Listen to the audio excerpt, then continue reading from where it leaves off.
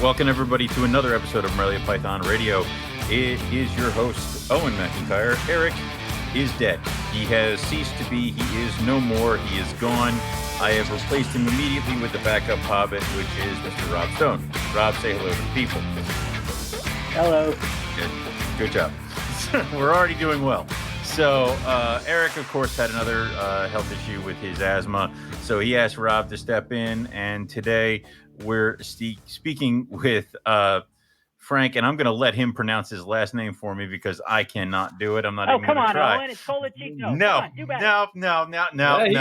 got it. Bob got it perfect. What? Let's hear you. What'd he say? Could have tried. He got it like on point. That's because he's better at this shit than I am. So, but we're going to talk geckos. We're going to talk Australia stuff. We're going to talk herping. We're going to do all the fun stuff that we normally do. So, Frank, welcome to Morelia Python Radio. It's good to have you on. And thanks, guys. I mean, let's just kind of jump right into a little bit. So, your channel is the Reptilian Diaries? Yeah, my YouTube channel is Reptilian Diaries. Yeah, nice. So, what brought you kind of into reptiles? I've been into reptiles my whole life. Like, there's been no. It's kind of a trip. I can't remember not having reptiles. When I was a kid, my dad owned a pet shop, so obviously that's kind of how it started. Grew up in kind of central Northern California in a town called Santa Cruz. And just grew up literally in a pet shop. It wasn't like a crazy reptile store. It was more tropical fish, but it was one of those good old fashioned pet shops, man. We had now it's no good, but we had puppies, we had freaking alligators, we had crazy fish, all kinds of snakes and reptiles, like all the good shit. It was just one of those, I'm sure you guys know. I miss those kind of pet shops where you go. Oh yeah, well, yeah. Like, fucking. So it was one of those, like, we'd always have, imports coming in, whether it would be fish or reptiles or both. And, back at the house, we'd always have parrots and arowanas and big fish tanks and boas and whatnot. So that was like second nature to me. Being in a house that didn't have pets was like, what's wrong with you guys? Like, what is this? Don't trust those people. Yeah, no, dude, yeah, exactly. Those people are weird. Yeah, seriously. And growing up in Santa Cruz it's not great herping. If anyone's from Santa Cruz, they'll probably be like, yeah, it is, but it's not. There's a few good things up here. There's a couple of dope things. I mean, there's Zonata, which everyone wants to find mountain kings. There's rubber boas. There's Dicamptodon, which is the Pacific giant salamander, or the California giant salamander. Some Ensatinas, which are some other salamanders, and Algaria, alligator lizards. So there was enough for me to go out in my yard and flip pieces of wood and shit, look for stuff, and kind of get that bug. And it never left me. I've always just wanted to. Every time I see a log, I'm like, that log is getting flipped. Like, something's underneath it. I'll be like, dude, I'll be on a hike with a girlfriend or whatever, just be like, that log's getting flipped. And I remember back in the day, they'd be like, what the fuck? I'd be like, I'm flipping that log. Yeah, you don't know what's under there. It's heavy. It's like, yeah, we might find something. They're like, you find what? We don't want to find whatever's under there. But so I mean, that's kind of how I got into reptiles and started keeping stuff. I remember, I think my very first pair of geckos were tokays when I was 11. And jeez, you went right for those. Dude, I remember looking at, it was a green hardback.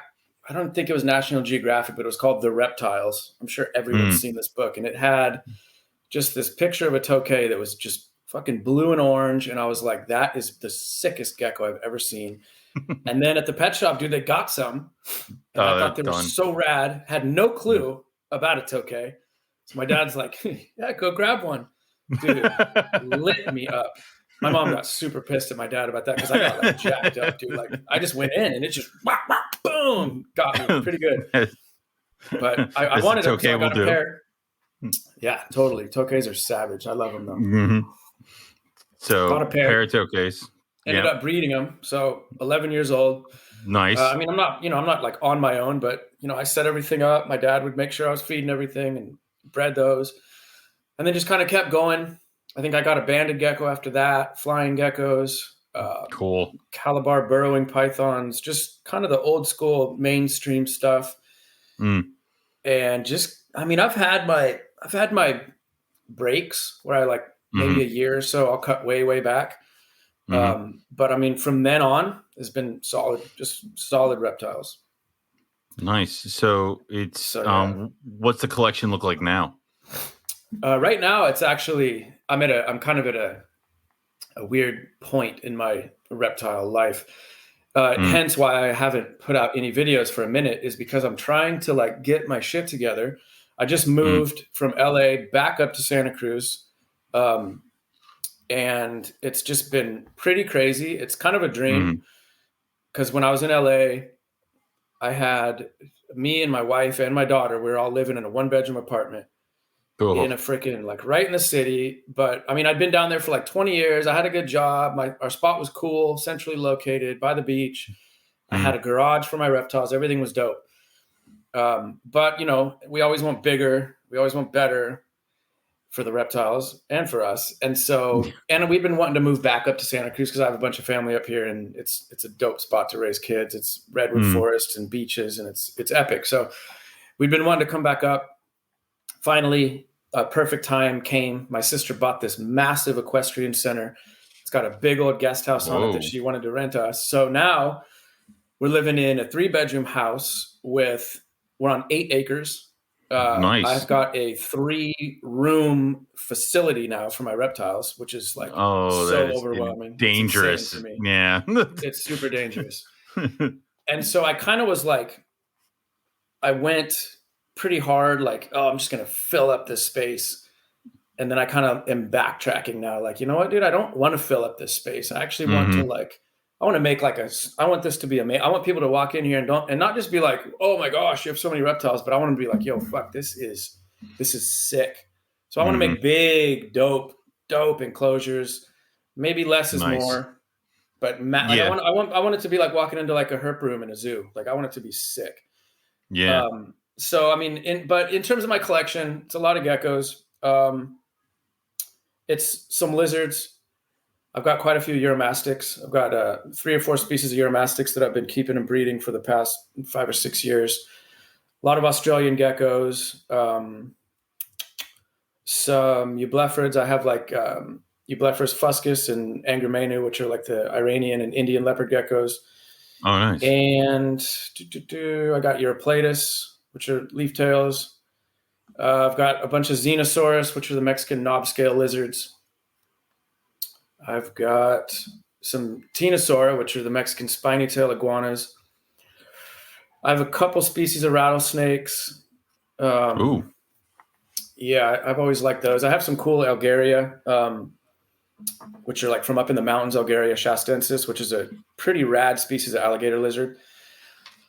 And other than that, I'm kind of like, I mean, my gecko, in terms of geckos, like, I mean, I've got the staples. I've got quite a few knobtails. I've got Diplodactylus. I've got 4 or 5 species of Strophurus. I've got 4 species of Oedura. What else do I have? I've got a bunch of Underwoodosaurus.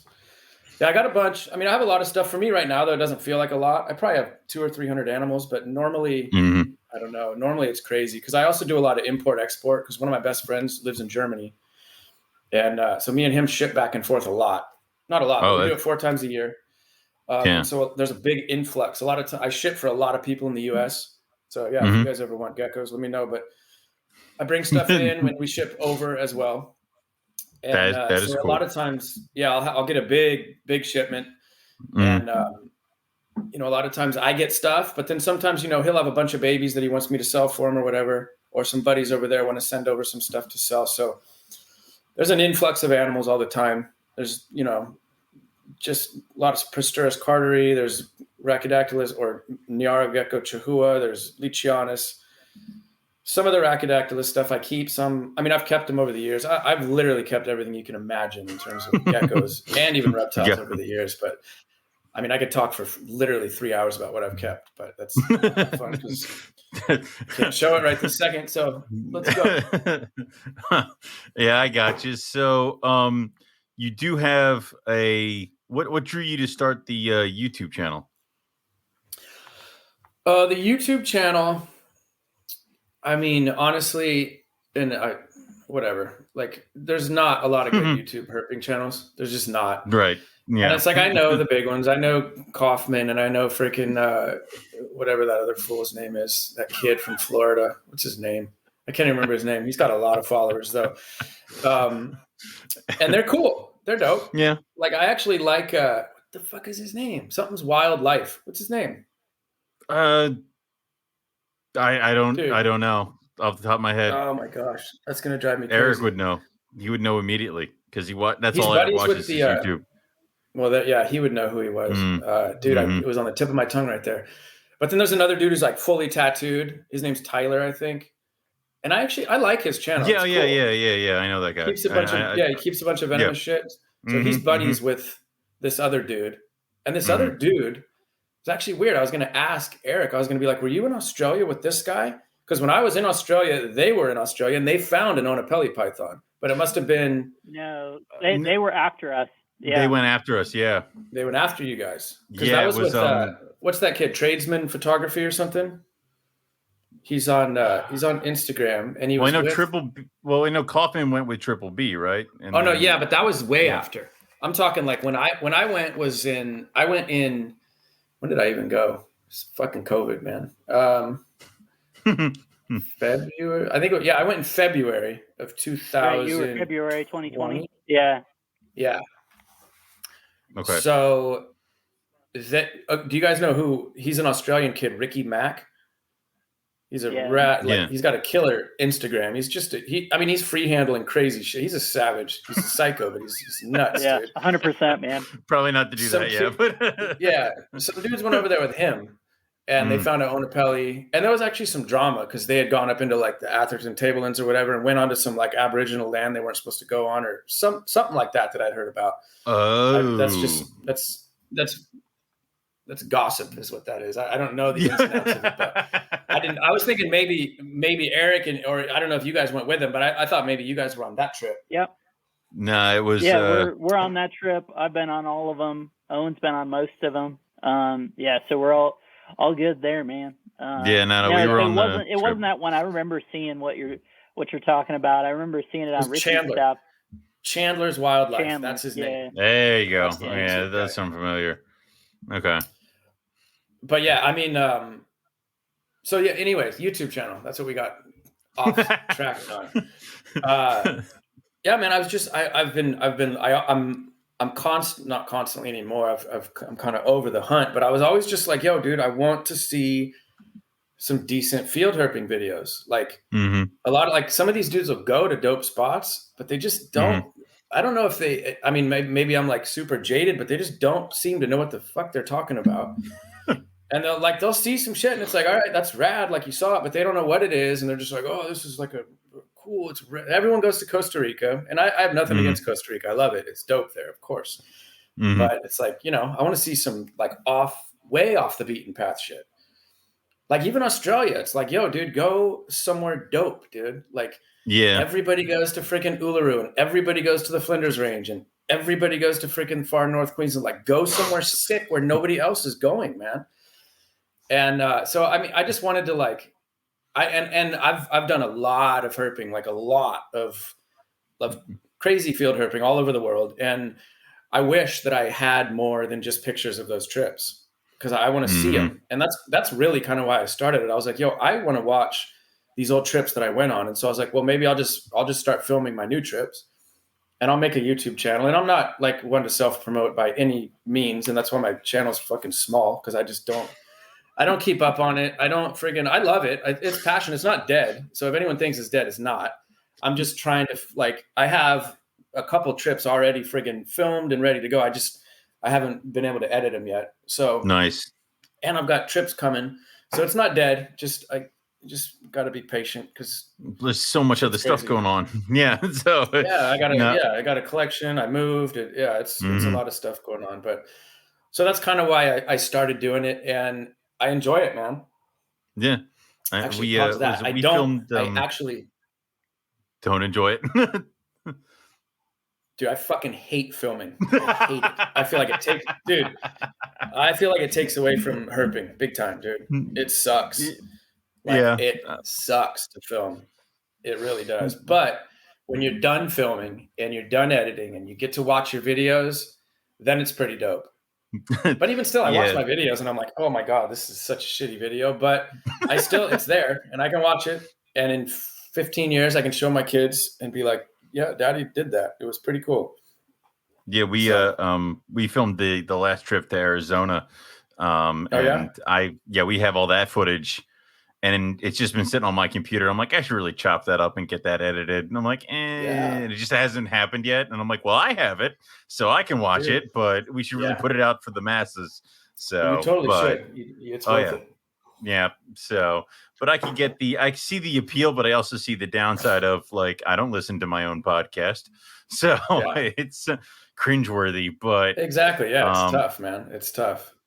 But I dig it. I really like the herping channels and stuff like that a little bit more, because it's like you're getting out there and it's way more fun to find this stuff in the wild and other things like that. So and it totally is, and it's hard. Right. It's hard to freaking. What's hard about filming it is it's hard to, like, and it's something I've been trying to kind of work on. And I mean, I've seen progression is like really like tell the story instead of just being like, hey, I'm in my room.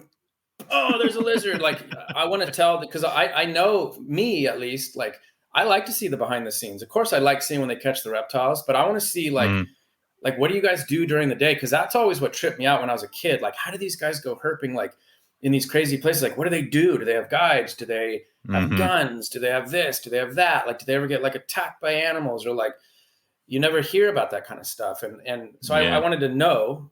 And I want to show like kind of what happens. And that's why, like, I wish I could have filmed like a lot of my old, like, I've done a lot of trips to Africa where some crazy shit happened. And I wish I could have filmed those trips, but I mean, that was years ago. So I don't know. I'm going to go back, but we'll see. So filming is, I mean, it's going to keep happening. It's tough, but it's fun. And I guess it's worth it when you got a good product in the end and you cut a dope song to it and it works. It's like that was sick. I like that. So it's worth it. Yeah, and I don't think people realize some of the stuff that goes into it, because if you watch some of the channels where it's like they're constantly finding things, and then you find out they spent a month in like West Texas looking for stuff. Exactly. It's like, well, and you cut it up. It's like, well, you don't know how many days there were no reptiles and it was cold and everybody was freaking miserable. It's like that. Totally. You kind of had to have that in there too. You know, you have the getting up at the crack of dawn and eating whatever the gas station has available so that you can make sure you're in the right spot, because this is where they said the Gila monsters are. So, you know, it's that kind of stuff. That's exactly, you hit it on the head. That kind of stuff. That's the adventure part. That kind of stuff needs to be shown. Yeah. And somehow sort of glorified, at least made to be kind of interesting or funny or whatever. Right. Because that's herping, dude. You get fucking wrecked some days. Some days you go and you don't find shit. I've traveled far and not found a fucking thing, dude. Yeah. And that was I think the first trip to Texas. We don't want to say we struck out, but we didn't see some of the things that we wanted to see. And it was like, well, that was a bummer, but we did get to see some other cool stuff. So then I skipped the second trip to Texas because I'm like, I already went to Texas, and they find everything under the sun. And I'm like, well, shit. So it's like, you don't know. You got to go on every single one of them now. So, yeah. Texas is tough, dude. Texas is hard, man. But yeah, man, West Texas is, it's a bitch, dude. I mean, it really was. It was just, but it's gorgeous. And the problem is that you have I hate it when you have when you're in an area where it's like, dude, we should be tripping over insert this. And that's like the one thing you don't see. Like where we were in Arizona, they're like, we're going to be tripping over blacktails. We didn't see a single fucking one. And it's like, damn it. I would have really liked to see a blacktail out there. And we found a bunch of other stuff. Like we found claws, so we found the willardeye, and it's like, all right, well, missed the blacktail, got clobber eye and willardeye, I'll take it. So see, that's what's so crazy is it's like, dude, fuck blacktails. I found so many blacktails, never found a damn willardeye. Like I've found tons of clobs. I found blacktails. Never found a willardi. And I've been, dude. I own land in Southeast Arizona. I've been down there I've been there. Just dude, a lot. I don't get it, man. It's luck of the draw sometimes. And then but then you get super lucky, like West Texas. My very first time there, like it's so hot. It's there. Everyone's saying you ain't gonna find shit, and for the most part, we didn't find shit. But fucking on my very, very, very, very first night ever even looking, dude, we found, spoiler alert, 2 fucking Alterna, and most people look for years and don't find those fucking things. And so, like, but then I really wanted to find a Baird's rat, and I really wanted to find a Pictogaster. No. Neither. Just struck out completely. I didn't even find a fucking Lepidus, which I also wanted to find. So it was like, you find the 2 Alterna, and that's all you get. You get nothing else, dude. In Australia, we found the Owen Pelly python. We missed an olive python, which we were told we're going to be tripping over olive pythons on this one road. So. Well, I think we still did pretty good, dude. We got 5 of the 6 top end pythons. Exactly. We got everything but an I olive will take the Owen Pelly because it's up here, but I'm a little pissed about the olive. It's like there's that there. So it's one of those things, but it's definitely luck of the draw, and that's partially why I love and hate herping, because of course. Yeah, you get that, but everybody's got their one thing that they've been searching for forever, that like other people like trip over coming out their front door, and you can't find if you do dedicate a week to it. So that's how us Americans get lucky when we go to Australia. Like, I mean, I know so many Aussie herpers that have never found Owen Pelly python and would love to. And at the same time, I know so many Aussie herpers who have never found a freaking West Australian Woma, and we go out there and freaking knock them out. And it's just like, it's luck of the draw. I mean, you work hard. Yeah. You obviously increase your odds by putting yourself in the position to find one multiple nights in a row. But at the same time, you just got the stars. I think that's it, man. Align. Yeah. When I was rewatching that video with the Woma today, and you had mentioned that you were going to be there for 3 days. And it seems like the 3 days is the trick. It was night 3 on Neo and Pelly for us. I know even that Ricky Mack trip you were mentioning, that was night 3 for them. I think the U.S. guy had just shown up, but they had been there that was the 3rd night for them. Yeah. I think, it's a lot of people make a mistake of trying to transit through too large of an area. Oh, yeah. It's they're just you have one night in this spot and then you're on to the next place. And I think that's a big mistake people make. It's a big mistake for sure, with especially with snakes. You can never fucking tell what a snakes are going to do. Like for me with geckos, I know geckos and I know how to hunt them down to the point where literally I can almost just be like, yo, if I know they're in that area, I will find them, and I can hit it in one night, find them and move on. Like it's almost, if you can eye shine really well and you're searching for a gecko that doesn't have eyelids, you'll find them if they're there, period. Like that. It's just, they have no chance. They can't close their fucking eyes. And so it's, you're going to find them. But with snakes, man, you're absolutely right. There's just no, I mean, unless you're going to like a crotalus den or something where you fucking, they're going to be there. It's just, you're not going to find them. I mean, like everybody told me that, Aneresia prothensis was just so fucking common. I didn't find one. That was the only fucking snake we missed. Like we didn't find a live prothensis. We found the friggin' barony, which is the West Australian olive. We found blackheads. We found fucking womas. We found, I guess they're not even freaking, why am I drawing a blank? They're not Stimsoni anymore. I guess now they're, what are they, maculata or maculosa? What'd they do to Stimsoni recently? Did they? Yeah, we don't take that paper, so don't worry about it. Yeah. Okay, you don't. Okay, we don't. Good. Yeah, we don't like that paper. Okay, so Stimsoni is still Stimsoni, whatever. Okay, perfect. So yeah, found a bunch of them. Couldn't find the perths. We found dead ones all day. Couldn't find a live one. Pissed me off. But it's just weird, man. Like that's kind of why I guess I'm lucky to be a kind of a gecko guy, because finding geckos is pretty easy, honestly. It's not that hard. Unless you're looking for a gecko that's incredibly rare, like, fuck, geckos are easy, dude. You show up, and if you have eye shining down, you can fucking lay waste. to the gecko species. You just run through and just find tons. I think we missed. What did we miss? We missed one because we really didn't even go look for it. And did we actually like miss a species that we looked for? I don't think we did in terms of geckos. Okay. No, we didn't. So you pretty much got the geckos? Yeah, I mean, we found. Yeah, I mean, that was kind of our goal. Our goal was geckos, and we found a lot of geckos. Lots of geckos. And we found. I mean, we found a bunch of snakes too. But this is Western Australia. Mm-hmm. Yeah, they did our trip a month before, so they got to do it. It was pretty cool for them. I don't honestly a little bit of a. So I had heard you, Frank. I think my first exposure. Maybe Eric had put me onto your channel, but I heard you on with Evan on the Leopard Gecko podcast back in May of last year or so. And coming out of that, I was like, hey, we got to get this guy on because. It's just a different deal. Us having been to Australia to really, and being super into the field herping deal and all that. Evan does a great job, but it was there was some meat left on the bone on that show, from my take. But it was great, but there was meat left on the bone. I was like, we got to have this dude to Australia during that talk. Had I already? You had just come back, and you were talking about it right when we were locked down. Yeah, and that was the part that made it right because they were supposed to go to Western Australia. Right when everything got locked down, like they were, I think a week. Like 3 days later, we were going at the end of 3 weeks into March. Right when everything got locked down, so they weren't able to go. So, what was your route?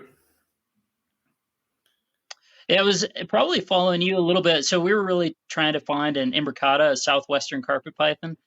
So we were going to go a little, probably more inland to get.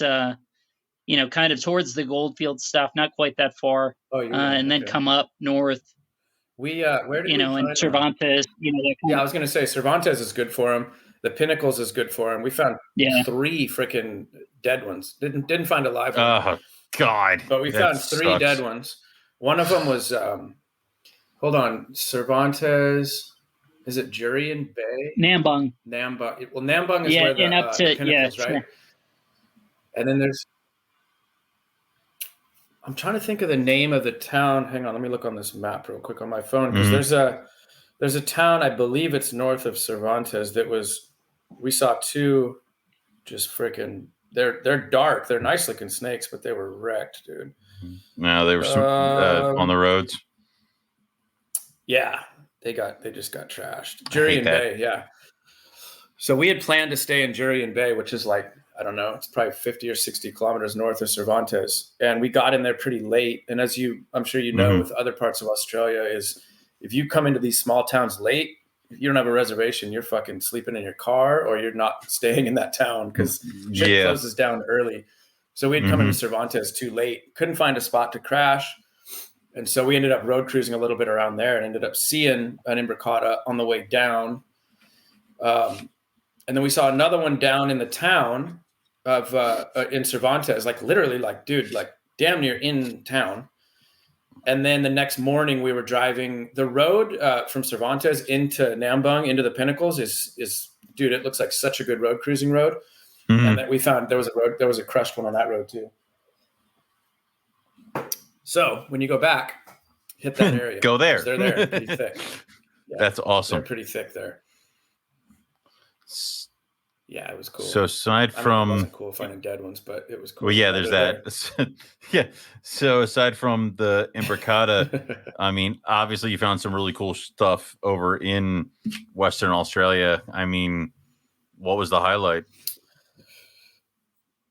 Yeah, I mean, the highlight, oh man, it's tough because dude, honestly, and this is going to sound super whack and weird, but like I wasn't even like Australia. Yeah, it's hard to explain. It's not even like a super high. It wasn't even like a super high, like, dude, I want to go there so bad right now. It was kind of like, yeah, it's a bucket list. Of course I'll go to Australia. Like it wasn't like a crazy, like super high on my list thing, but it kind of just came down to like a couple of my buddies who I herp with. They were like, yo, it's time. Let's just do it. And I was like, all right, let's fucking do it. And so we decided to do it. Yeah, I mean, literally, like I'm pretty, or I was back kind of like 2 years ago. I was very focused on like Middle Eastern stuff, and so I've been doing a lot of Oman and the UAE trips. I've done Oman like 6 times. I've been there a bunch of times, and we were kind of gearing up to like try to do Saudi Arabia and maybe even try to get into the kind of eastern area of Yemen and try to figure out some new species and some Euromastic stuff down there. But it kind of got a little bit, I don't want to say boring, but it was time to see something new. And and my buddy who went with me is super, super, super into knobtail geckos. And then my other buddy, Greg, who went with me, is like just super into like the Australian pythons. And so they were just like, and they're kind of like my team. They're my road dogs. They go on a lot of the trips with me, and they were just like, dude, let's fucking go. So I was like, all right, let's do it. So we planned it out. And, I mean, kind of the main focuses of the trip for me personally, I wanted to see like some of the Stropherus, which are the spiny tail geckos. And I wanted to see, like a Gurnia. I wanted to see a Moloch, like obviously, like everybody wants to see a Moloch, and I definitely wanted to see Oedera fimbria. I really, really wanted to see those things, like velvet geckos. I don't know, I like them. I really like them, and I was like, dude, I really want to see one of those. And so yeah, we got those targets. I thought I'd given up on the Moloch. I was like, that's not happening. And the Stropherus came easy. The pythons, luckily, like we just talked about earlier, you keep hitting the same area long enough, you're going to find the pythons. We definitely got lucky a few times, like with the big olive python, we got super lucky on that one. Got lucky with the Woma. I think blackheads are pretty fucking common, dude, because we saw like 2 in one night, and then another one the next night, and then a dead one. So like blackheads are not something to be like, oh my God. I mean, obviously we flipped out the first time we found them, but I think the third or fourth one, you're like, whatever. Yeah, you're just kind of like, maybe these aren't like quite as like I don't think they're very rare at all, but I mean, they're fucking cool, dude. So pulling up on a black-headed python is nuts. How did you get lucky with the olive? Did you was that something you cruised, dude, or did you? Yeah, the olive actually had been hit, but it seemed like it was doing okay. It was super weird. So we had planned to let's see, where were we? We were in Newman, which is a town kind of just up in the cuts, dude, like inland Western Australia, kind of right smack in the middle of the state. And we were trying to make it to Karajini, which is a super big, well-known national park with all the gorges and just the beautiful. It's where you find like Varanus hammerslayensis and Varanus pilbarensis. So this is where we wanted to go and check this shit out. And we just kind of pulled up to the spot, and there had been like a fire recently, so it was kind of burnt out, and it was kind of trashy. There was just some sketchy people around, and we were just like, yeah, let's just keep driving. And it looked like it was about to rain, and I was like, I'm not too into camping in the rain, so let's get up. We knew about Oski Roadhouse, so we were going to try to make it to Oski and stay there. We get on the road and literally drive about 20 minutes, and it looked like a freaking rope stretched across the road. It was unbelievable, dude. It was all the way across the road, both lanes. It was fucking nuts. It's great. And I mean, we just pulled up on it, and it was. You could tell it'd been hit, but it seemed to be all right. Like it was cruising around. I mean, and I feel like with those real big snakes, I feel like their innards are spread out enough where they may be able to take a hit and keep going. But I don't know. I don't know if it made it or not, but it was fucking cool. It was huge. It was probably 10 foot. And yeah, seeing a Western olive python is pretty fucking neat. And that was literally awesome. That was our second night. So we were still super fresh, virgin, freaking Aussie herpers. So get the real excitement and stuff behind it and all that fun stuff. So totally. That's awesome. Yeah. That's badass. Sick. Let me see here. So now you mentioned pilbaras and some of the monitors. Did you find any monitors on your trip? Dude, it was fucking crazy, man. I thought we were I thought we were gonna find a lot more monitors than we found. Okay. So monitors were actually kind of they beat us up pretty good. Like it was fucking bullshit, dude. So I was like, we had a couple friends really kind of help us out along the trip in terms of hooking us up with spots ahead of time.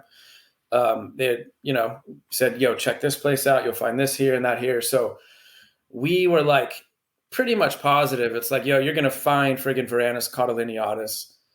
Like, you're going to find them because we're looking for Agernia depressa. So the whole Agernia, the depressa complex, Agernia depressa, Agernia signitos, Agernia epsisolus, and Agernia eos, or not eos, but the other ones. Eos is part of that, but that was out of our range. But the other three were a big part of our trip. And so depressa and catalineatus, they share the same habitat. They live in these dead mulga trees. And so, I mean, I figured, if we're going to spend 2 days just looking in freaking mulga trees, we're going to find Varanus catalineatus. Dude, didn't find any. Totally struck out. Didn't find a single one. Found a grip of Agernia depressa, which was fucking awesome, but didn't see the monitors. And then, so the next place we were going to be able to see monitors was going to be up in Carragini.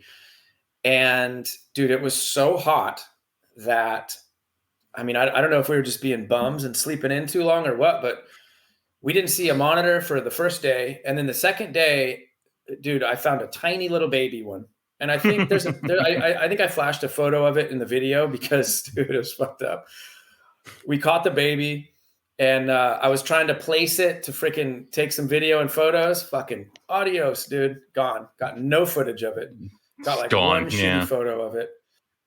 Yeah, and so that was Varanus hammerslayensis.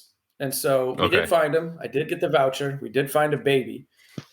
and dude, then later on the kind of the back end of the trip, we were over in a place called Mill Stream on the other side of the Pilbara, on the other side of the Hammersley Mountains, which is where you can find Varanus pilbarensis. And it was the most epic fucking habitat, like you were talking about earlier. Like, yo, we should be tripping over everything that lives here.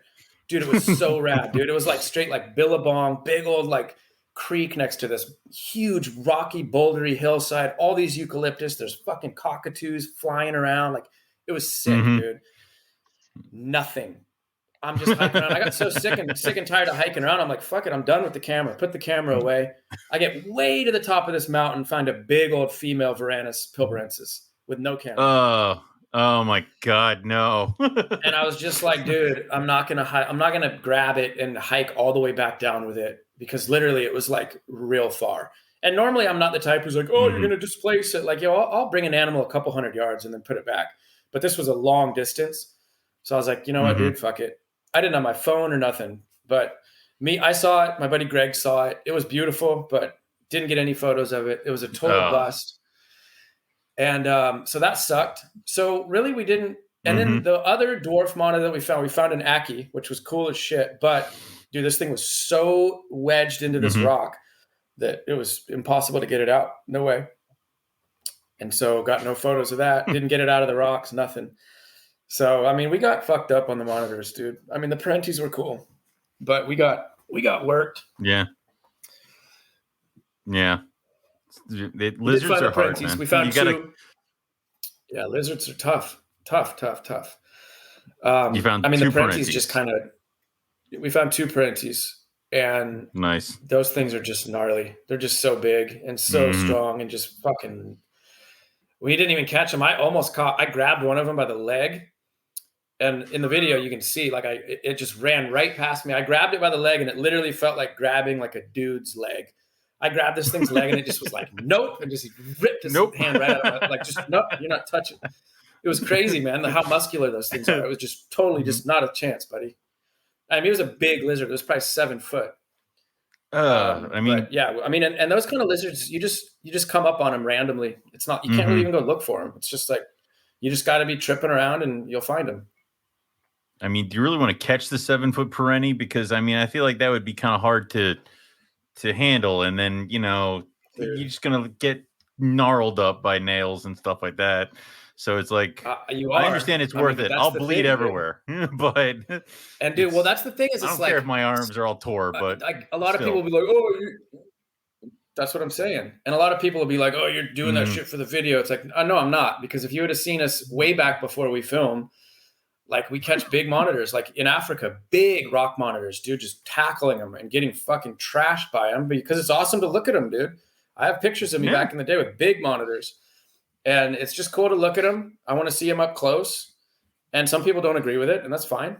But you know, I feel like I know reptiles enough to know when I'm overly disturbing an animal, and to know when an animal is just going to obviously not be stoked, but they'll be fine afterwards. But yeah, that monitor would have fucking fucked us up good. That's one of those end of day lizards where you're done with it. You're like, cool, we need to stop now because the whole day I need to go home and heal. So yeah, but that's awesome. Go home and take a break. Yeah, that is awesome though. They're my favorite monitor. I mean, yeah, and it's mostly I understand mostly just because we don't have them readily available here. Like, you know, it's definitely I can't have it syndrome. So, you know, absolutely, but they're awesome. So, but I have here, it looks like you guys did find a thorny devil too.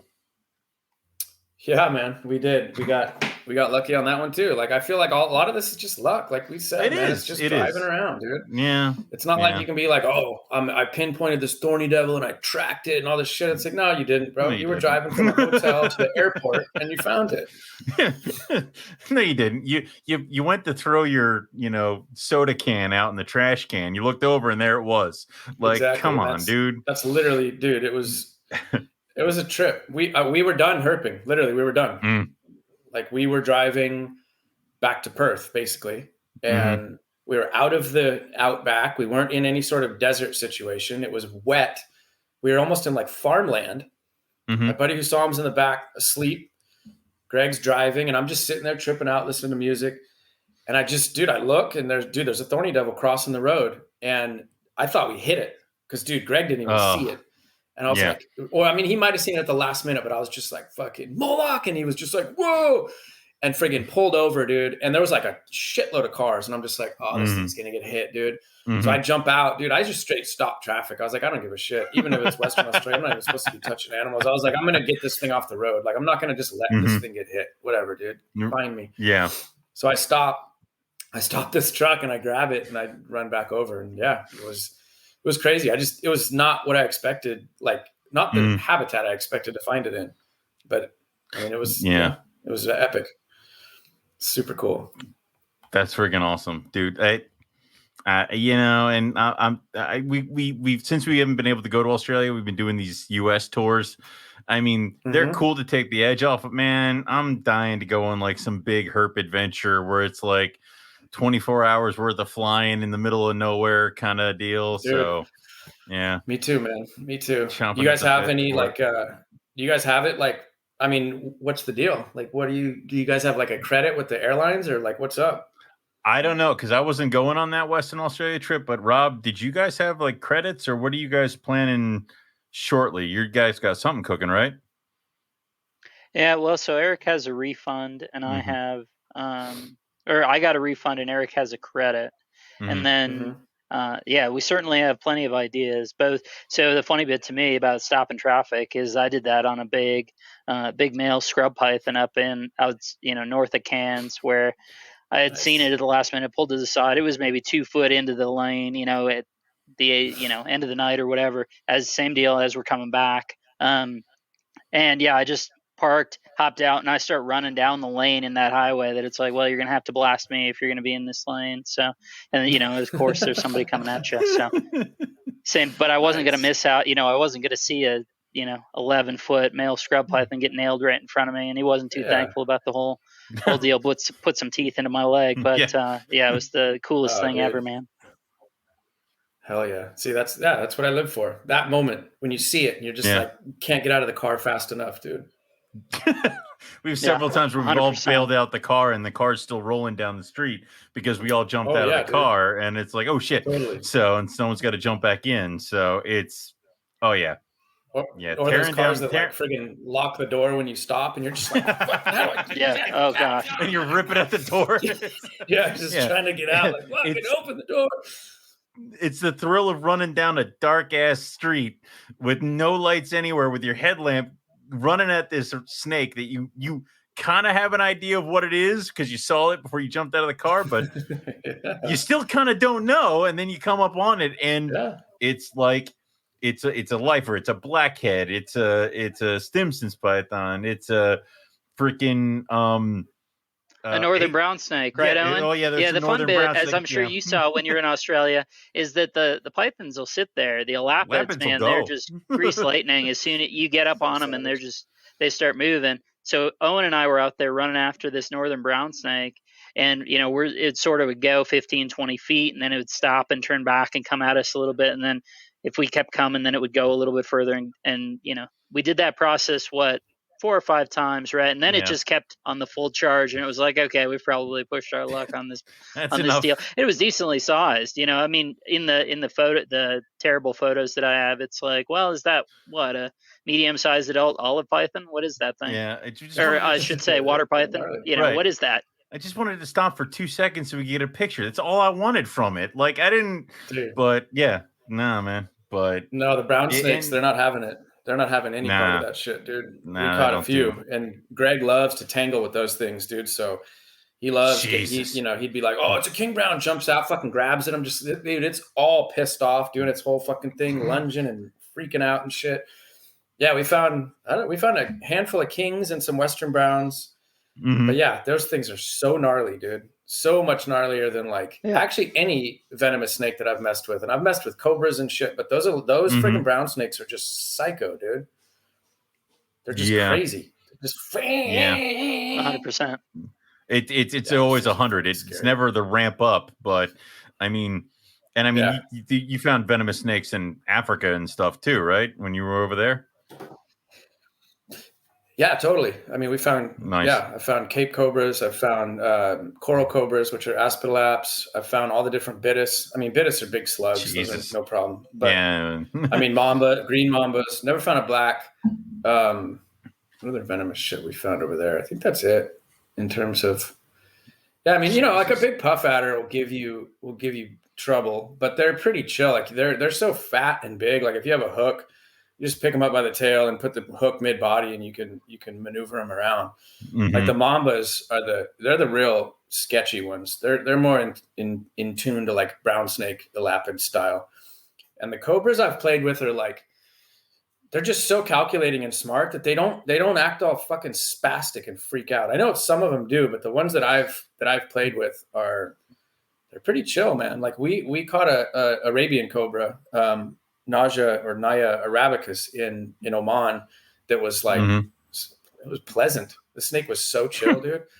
Like I had to it took a long time to get the fucker to hood up for a photo. Like he was very chill, but it's interesting how smart they are, because they'll like straight look at you instead of just like freaking out. They'll turn their head and just be like stare at you. And it's like, whoa, bro. Like, what are you, smart? Like, stop freaking me out. That's awesome. Snakes. Yeah, I wouldn't mind doing some herping in like Africa and some other places, but I dig all the animal kind of deal too. But we still have to conquer Australia first before we can start looking at other continents. So we got to go to the Kimberley. I mean, yeah, we got the Kimberley. We got to go back to I mean, that's part of it. And I guess I think based on your South Africa stuff that you talked to Evan about, that you have some of the same issue that we do, is that you go to a place, but it's not really checked off. It's almost like, okay, but now I know better in that same place, and I have different ideas, especially maybe the difference between trip 1 and trip 2. I think you're so much more capable. Oh yeah, absolutely. And that's why, like I'd said a few minutes ago, like with Oman, I've been to Oman 6 times. I've been to Southern Africa 6 times. I go to Baja like fucking twice a year. Like, yeah, you hit these places multiple times, because I mean, unless you're some champion and you just fucking find literally everything, but or you stay half the year, like it's which I can't do. I got work and a family, and so it doesn't work out that way. But and then also your targets kind of change. Like you kind of evolve. You go there and you're like, fuck, I didn't really care about like finding this in the first place, but now I really want to find it. Like, in terms of like Varanus cauda I didn't care about finding them, but now that I didn't find it and I've been there, I really want to go back and find those fucking things. And right. I want to target, like, I want to find I want to find Tristis, which, the blackhead monitor. I want to find, I mean, any of those small ones, dude. Like Brevicatus was all around. Freaking, what's the other tiny one over there? I think Bush Eye is a newer one that's over there in our route. Right, a little bit further north on the way up to the camp. Yeah. Yeah, exactly. And I'd also like when we were up, the furthest north we went was a place called Pardue, which is it's probably about right south of 80 miles or 100. It's right. Yeah, it's about 80 miles from 80 mile or 80 kilometer beach or whatever. Right. Because we were talking about going to like Sandfire, and because that's like kind of the furthest. There was a good chance if we went to Sandfire, there was a few species like you actually start seeing like frillies there. You start seeing Nephrus levissimus, which is the smooth knobtail, which I really wanted to see, but we just didn't get. We just didn't get over there. We decided to kind of focus on this one road. And I mean, we ended up finding the blackheads, and we found Nephrus levis pilbarensis, and we found Diplodactylus or Lucasium wambii, which was a target. So we did good. There was just like you're saying, you get there and it's tough. You're like, fuck, man, there's so much shit to do here. I don't know. It's hard to make decisions because you're like, regardless, you're going to give something up to go look for something else. Yeah, it's kind of like what I like. Our approach is you target the hardest to freaking find, and then the other shit you'll find along the way. Like the whole idea is hunt the Owen Pelly python, and then holy crap, a blackhead appeared in front of us, and a frilly we happened to see. That was your target, huh? The Owen Pelly python. The target was that. Like, well, it was the unstated. It's kind of one of those like you don't vocalize what you're thinking, but everyone is independently thinking that, and that's really sort of what's driving the intentionality of it all without actually saying it, the reverse of speaking it into action. Yeah. You don't talk about it. It's like, I want to say that most of our time in Arizona was Willard Eye. And then Willard Eye and then Willard Eye and Clobber Eye. In terms of stuff we saw. Right. But, looking for other things, we were able to cruise up, Mojaves and Diamondbacks and things like that. And, like gophers and things like that, just because we happened to be in that area looking for the other things at the same time. So I can see that, but you're right. The bycatch. We had to make certain decisions because we had to go to this spot to look for the clobbered eye, or we could stay at this spot and spend a couple more hours looking for Gila monsters. So it was kind of a give or take. So now that it becomes you need more trips, man. Yeah, exactly. Need more people need more trips. Yeah. There you go. Like I'm maybe you'd already caught up on this. I've had some technical stuff on my end, but what was your basic route for WA? Because a lot of the people that I hear that do the WA thing, especially Carragini and then Millstream and then up to Shark Bay, all this stuff, it becomes these, sort of epic adventures, which sounds great, but, hits on that same point from earlier that people are just, okay, well, I had one night in Payne's Find, and then I had a night at Carragini, and I had a night at Millstream, and all this stuff. And it's just, you're really tightening your windows. And it's kind of like, to me, it's a couple trips, even just to split out those parts to really do justice to Carragini and Nambong, unless if you did those would be two different things, So I'm curious how long you went, what your kind of perfect timing is. Is it 8 days, 10 days, 12 days? If you have a preference in terms of in-country stuff and just the route and talking through it, man. Yeah. I mean, great question. That's a fun one to answer. So I don't know if I guess now that it's as I get older, man, like back when I was in my 20s and even my early 30s, I'm 41 now, but when I was like back in, 2010, 2012, whatever, when I'd go on these Africa trips, I'd go for fucking 3 weeks, 3.5 weeks. I'd just be like, yo, bye and peace out, dude. I'd have somebody to take care of my animals because I had a good buddy that was good with the reptiles. And it was also the great thing about South Africa, which also kind of is also the same deal in Australia, just depending on what you keep, is it's during a lot of animals that we keep is hibernation. So you shut them down and they can go a couple of weeks without eating. Even geckos, you get them cold enough and you shut them down, they're fine.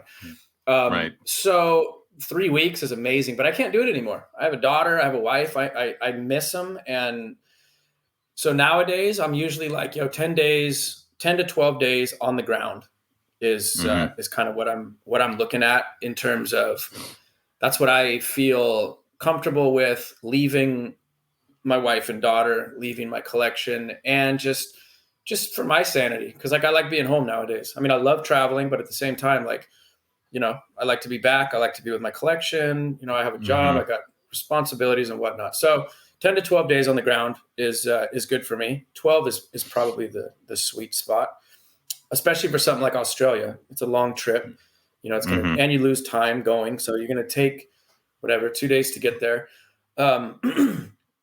So our plan was, I mean, we like worked it all out. We talked with our buddy Mike, who'd spent a lot of time in Australia. We talked to a couple other dudes and just kind of figured out our route. We talked to Justin Julander a little bit about it, and just kind of got like an idea of where we wanted to go and what we wanted to see. And obviously there's some stops where everyone stops just because you kind of have to, like Payne's Find. Payne's Find is like, yo, unless you're going to really fucking do a trek all the way up to like Meekatharra or something like that, you're stopping in Payne's, because that's kind of the only place to stop if you're taking that route, the inland, like the Great Northern or whatever that highway is called. And Payne's is a perfect spot to stop because it's got a roadhouse, so you can stay. And it's got, for me, it's got sit geckos. It's got freaking 2 species of Nephrus. It's got a handful of Diplodactylus. It's got Strophurus. In the morning, it's got a Gurnia depressa. It's got freaking Varanus caudalineatus. For the venomous guys, it has like, I think it's got Pseudechis butleri. It's got freaking different brown snakes or pseudonausea. I can never remember those, whether it's Pseudechis or pseudonausea, one or the other. But it's got some good, it's got a lot of good shit there. For just a rinky dink freaking, it's nothing. There's like, let me digress real quick. When I'm used to herping, I'm used to like, you know, you get to a spot and there's a reason why it's good to herp. You know, like if you're in Southeast Arizona and you go to like Sunnyside or something, it's like, oh yeah, no shit, this is good. It's like canyons and fucking, this is awesome. Or like the Huachuca Mountains or whatever. You show up to Payne's Find and it's like, dude, this is the same shit we've been driving through for the past 2 hours. Like, there's not a mountain. How is this any different? Nothing here. How is it any different? I don't think it is. I think there's just somewhere to stay, bro, and somewhere to get gas and somewhere to eat. And so Payne's Find, we had planned to just stay there for a night because I knew that we were going to get up there right at dark and we'd herp and there'd be time to find some geckos. And also the geckos that we were going to find there were also going to probably be at our next stop. And so Payne's Find was just going to be like, yo, let's crash there, get our feet wet, find some stuff, and let's move on. So we crashed in Payne's Find, woke up in the morning, tripped around a little bit, and then kept driving. I like to find my own spots too. I absolutely hate going on somebody else's route. It's like, why do it? Fuck that. So we found our own spot. For Depressa, which actually ended up being amazing. It was a lot different than I thought it was going to be, because in Payne's Find, the trees are short and it's very dry, and the Depressa, they're there, the spiny tail skinks. And then, so this other spot we found was like taller canopy, a lot more humid, tons of Depressa there too. So it was cool. Found my own little secret spot, found a bunch of those guys, got some good footage of them, and then moved on. And then at that point, there was kind of like some things where it's like, maybe we'll find this, maybe we won't, maybe we'll look for it, maybe we won't. But I'm sure there'll be some bycatch that'll be dope. So there's a species of skink, Agurnia stokesi or Stokesy or Stokeseye, whatever people want to say. It's the big gidgy skink that's in captivity. And there's a black one. It's a subspecies. And there's a black one at a place called Walga Rock, which is a couple 100 kilometers north of Payne's Find. So we were going to give it a shot. They're supposed to be a bitch to find, but we were going to give it a shot. So we went up there, gave it a shot, didn't find him, did find a Parenti, did find a knobtail that we missed down in Payne's, did find a couple of other Diplodactylus that we had missed, and in the process did find our first velvet geckos, which was fucking cool because they were way further south than I thought we would start finding them. So that was dope. Okay.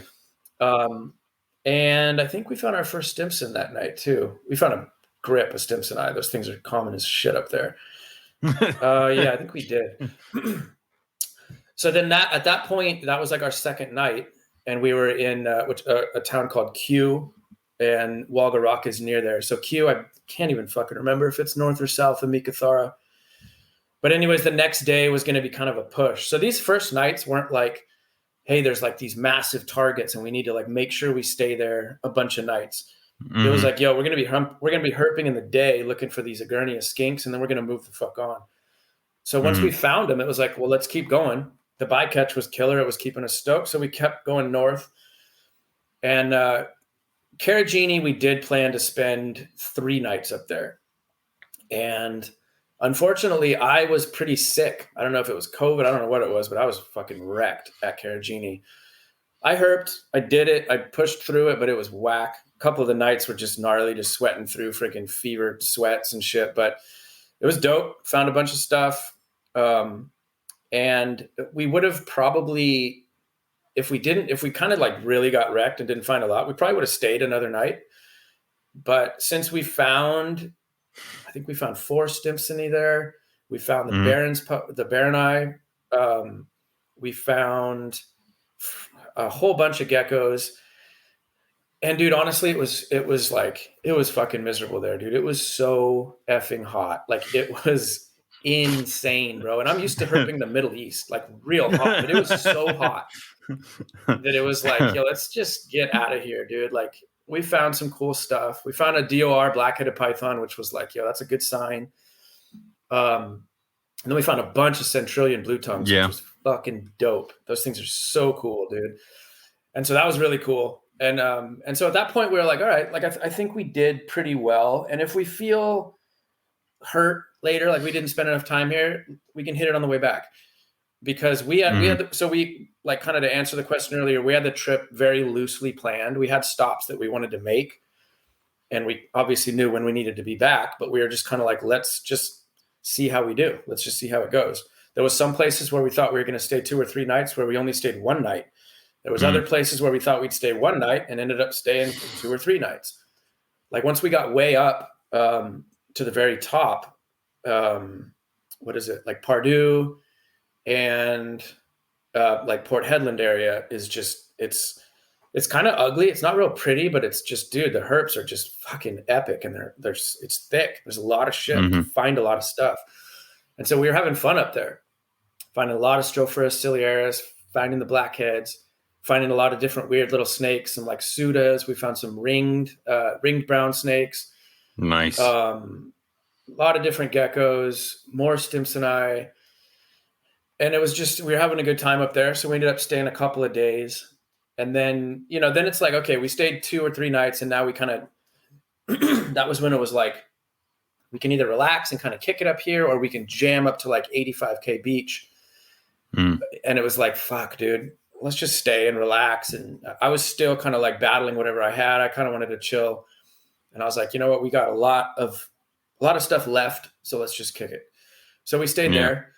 And hindsight, I probably wouldn't have stayed there. I probably would have stayed there 1 night and either shot up towards the Kimberleys or went over towards Exmouth, which is out, like way out on that little peninsula, way tip of WA. But we missed both of those because we stayed in Pardue. But we found blackheads and it was dope. So like we said earlier, it's it's a give and take. Yeah. You got to decide what it's going to be. And so after that, we got super fucking screwed in, dude. Millstream is just not dope at all. We did, I want to make sure it's Millstream, so I'm not like talking shit about a place that's not even something right. else. Yeah, it's not even the right place. Yeah, I mean the park west, kind of northwest of Carragini, right, with Python Pool and all that. Exactly. That place sucks. Yeah. Dude, it sucked for us because, so once again, dude, like a pro tip, freaking always get gas. You're not in the fucking US. There's no freaking, there's not a quick stop. There's not a freaking 7-Eleven. There's not an Exxon Mobil, dude. And we got stuck. We couldn't get to where we were going because we didn't run out of gas, but we would have run out of gas.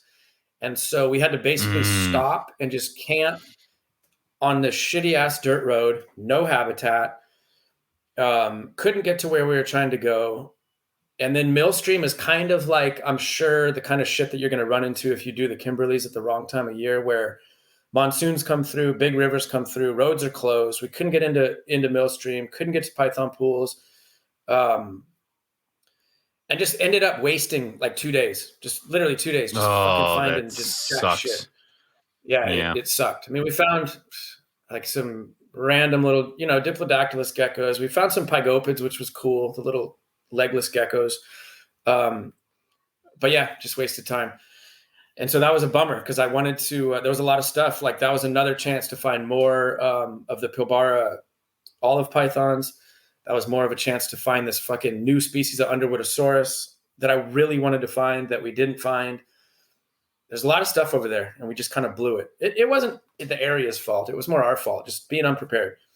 Always fill up your gas. Make sure you got gas.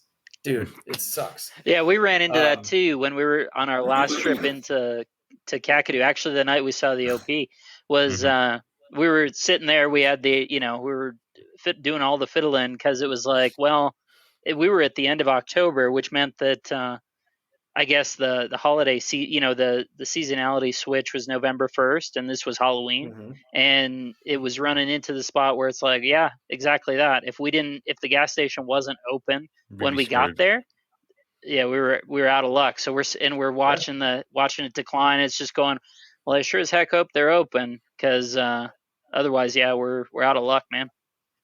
Yeah, get the windows open, all that other fun shit. Yeah, that's exactly what happened to us. Yeah. What was that town called, dude? It was such a funny little freaking situation, dude. It was so fucked. It was this town in the middle of freaking nowhere. It's cool that you can be kind of fluid too, because I mean, like you were talking about, you would plan to go to one place and stay 3 nights. You only stayed 1, and then you went to other places where the herping was hot, and you kind of stayed there for a couple nights. I almost feel like you also have to be open to changes in the plans and to be fluid. Otherwise, if you try to, you're just going to do yourself a disservice, and sticking to the plan too much can also mess up. Right. It's this fine line, right, between having a plan and I think the way that I like to frame it, right, is that you don't want to ever be sitting there going, what are we going to do? Or, not being, and having it not be amongst, an index of options of things to do, never being, ignorant and just driving around. You always want to have the ability to choose and make a plan, but you need to be flexible to that plan. Heck, even the last Arizona trip, we wouldn't have had the Club Ryan Willard if we didn't have that flexibility to say, no, man, we're in the right spot. We just need to come back and do that. We did that 2 days in a row, and both, one day it paid off with a couple Clubber Eye, and the next day a couple Willard Eye in that general area. Yeah. I mean, that's a huge part of herping is just being flexible and knowing you got to hit things, dude. I mean, I don't know if you guys have seen my video on Coleonyx Wataki, bro. 25 years. I've hit the same damn spots over and over and over and over and over and over again to find this stupid banded gecko. And it just took forever, dude. 100%. And my friends have found them. I mean, they're rare, like granted, but it took me so long to find them, dude. And I still haven't found them in California. I had to go cheat and go to Mexico to find them. I mean, they're so damn hard to find, but it's tenacity. And it's also, and a lot of times I'll go down there and I'll just be like, it's too hot. There's not enough humidity. They're not going to be here. I can go waste my time and fucking go and kick rocks all night, or I can go and look for something else that I probably will find, like rosy boas or something else. And that flexibility has allowed me to find a lot of rosy boas and, a lot of like Trimorphodon and other cool stuff, instead of just like being so stuck on an idea that I end up wasting time. And that's kind of Australia. And a lot of these trips are definitely like that. 'Cause I mean, you never know what's going to happen. Like we didn't know that Millstream was going to be like that. I mean, if I would have known, I wouldn't have gone, but you roughed through it and it was cool. I mean, it was fun. It was kind of scary. It was like, fuck, dude, like, I don't even know if we're going to make it. If we don't get gas, we're like, if we're not able to make it, we're absolutely fucked. Like we weren't even on pavement, bro. We were cutting through we were between friggin' Millstream and Panawanaka, which is, there's just nothing there. I know the stretch, man. Yeah, I don't know it from having been there, unfortunately, but I do know, plenty of Google Earth on that, and 100%, it's brutal, dude. Panawanaka is really cool though. If you're there, It's a great place to stop. It's so weird, dude. It's like Pleasantville. It's so fucking crazy though. You come out of dude, it's in the middle of nowhere. And then you just pull up and it's like, oh, welcome, suburbia, soccer moms pushing freaking strollers around in little cafes and shit. You're like, yo, dude, what are you guys doing here? Like, it's so fucking weird, dude. Middle of nowhere. Right. Isn't that the place with suburbia, like the highest recorded habited space, highest temperature on Earth that's habited or whatever? Oh, yeah. No, that's friggin' recorded there or something. No, that's another weird spot. Coober Pedy. Yeah, they live underground. Yeah. Yeah. What the hell? It's similar to that, I guess. Yeah, they live underground. Right. Fucking weirdos. Aussie people are fucking savages, dude. Crazies. 100%. They got it down.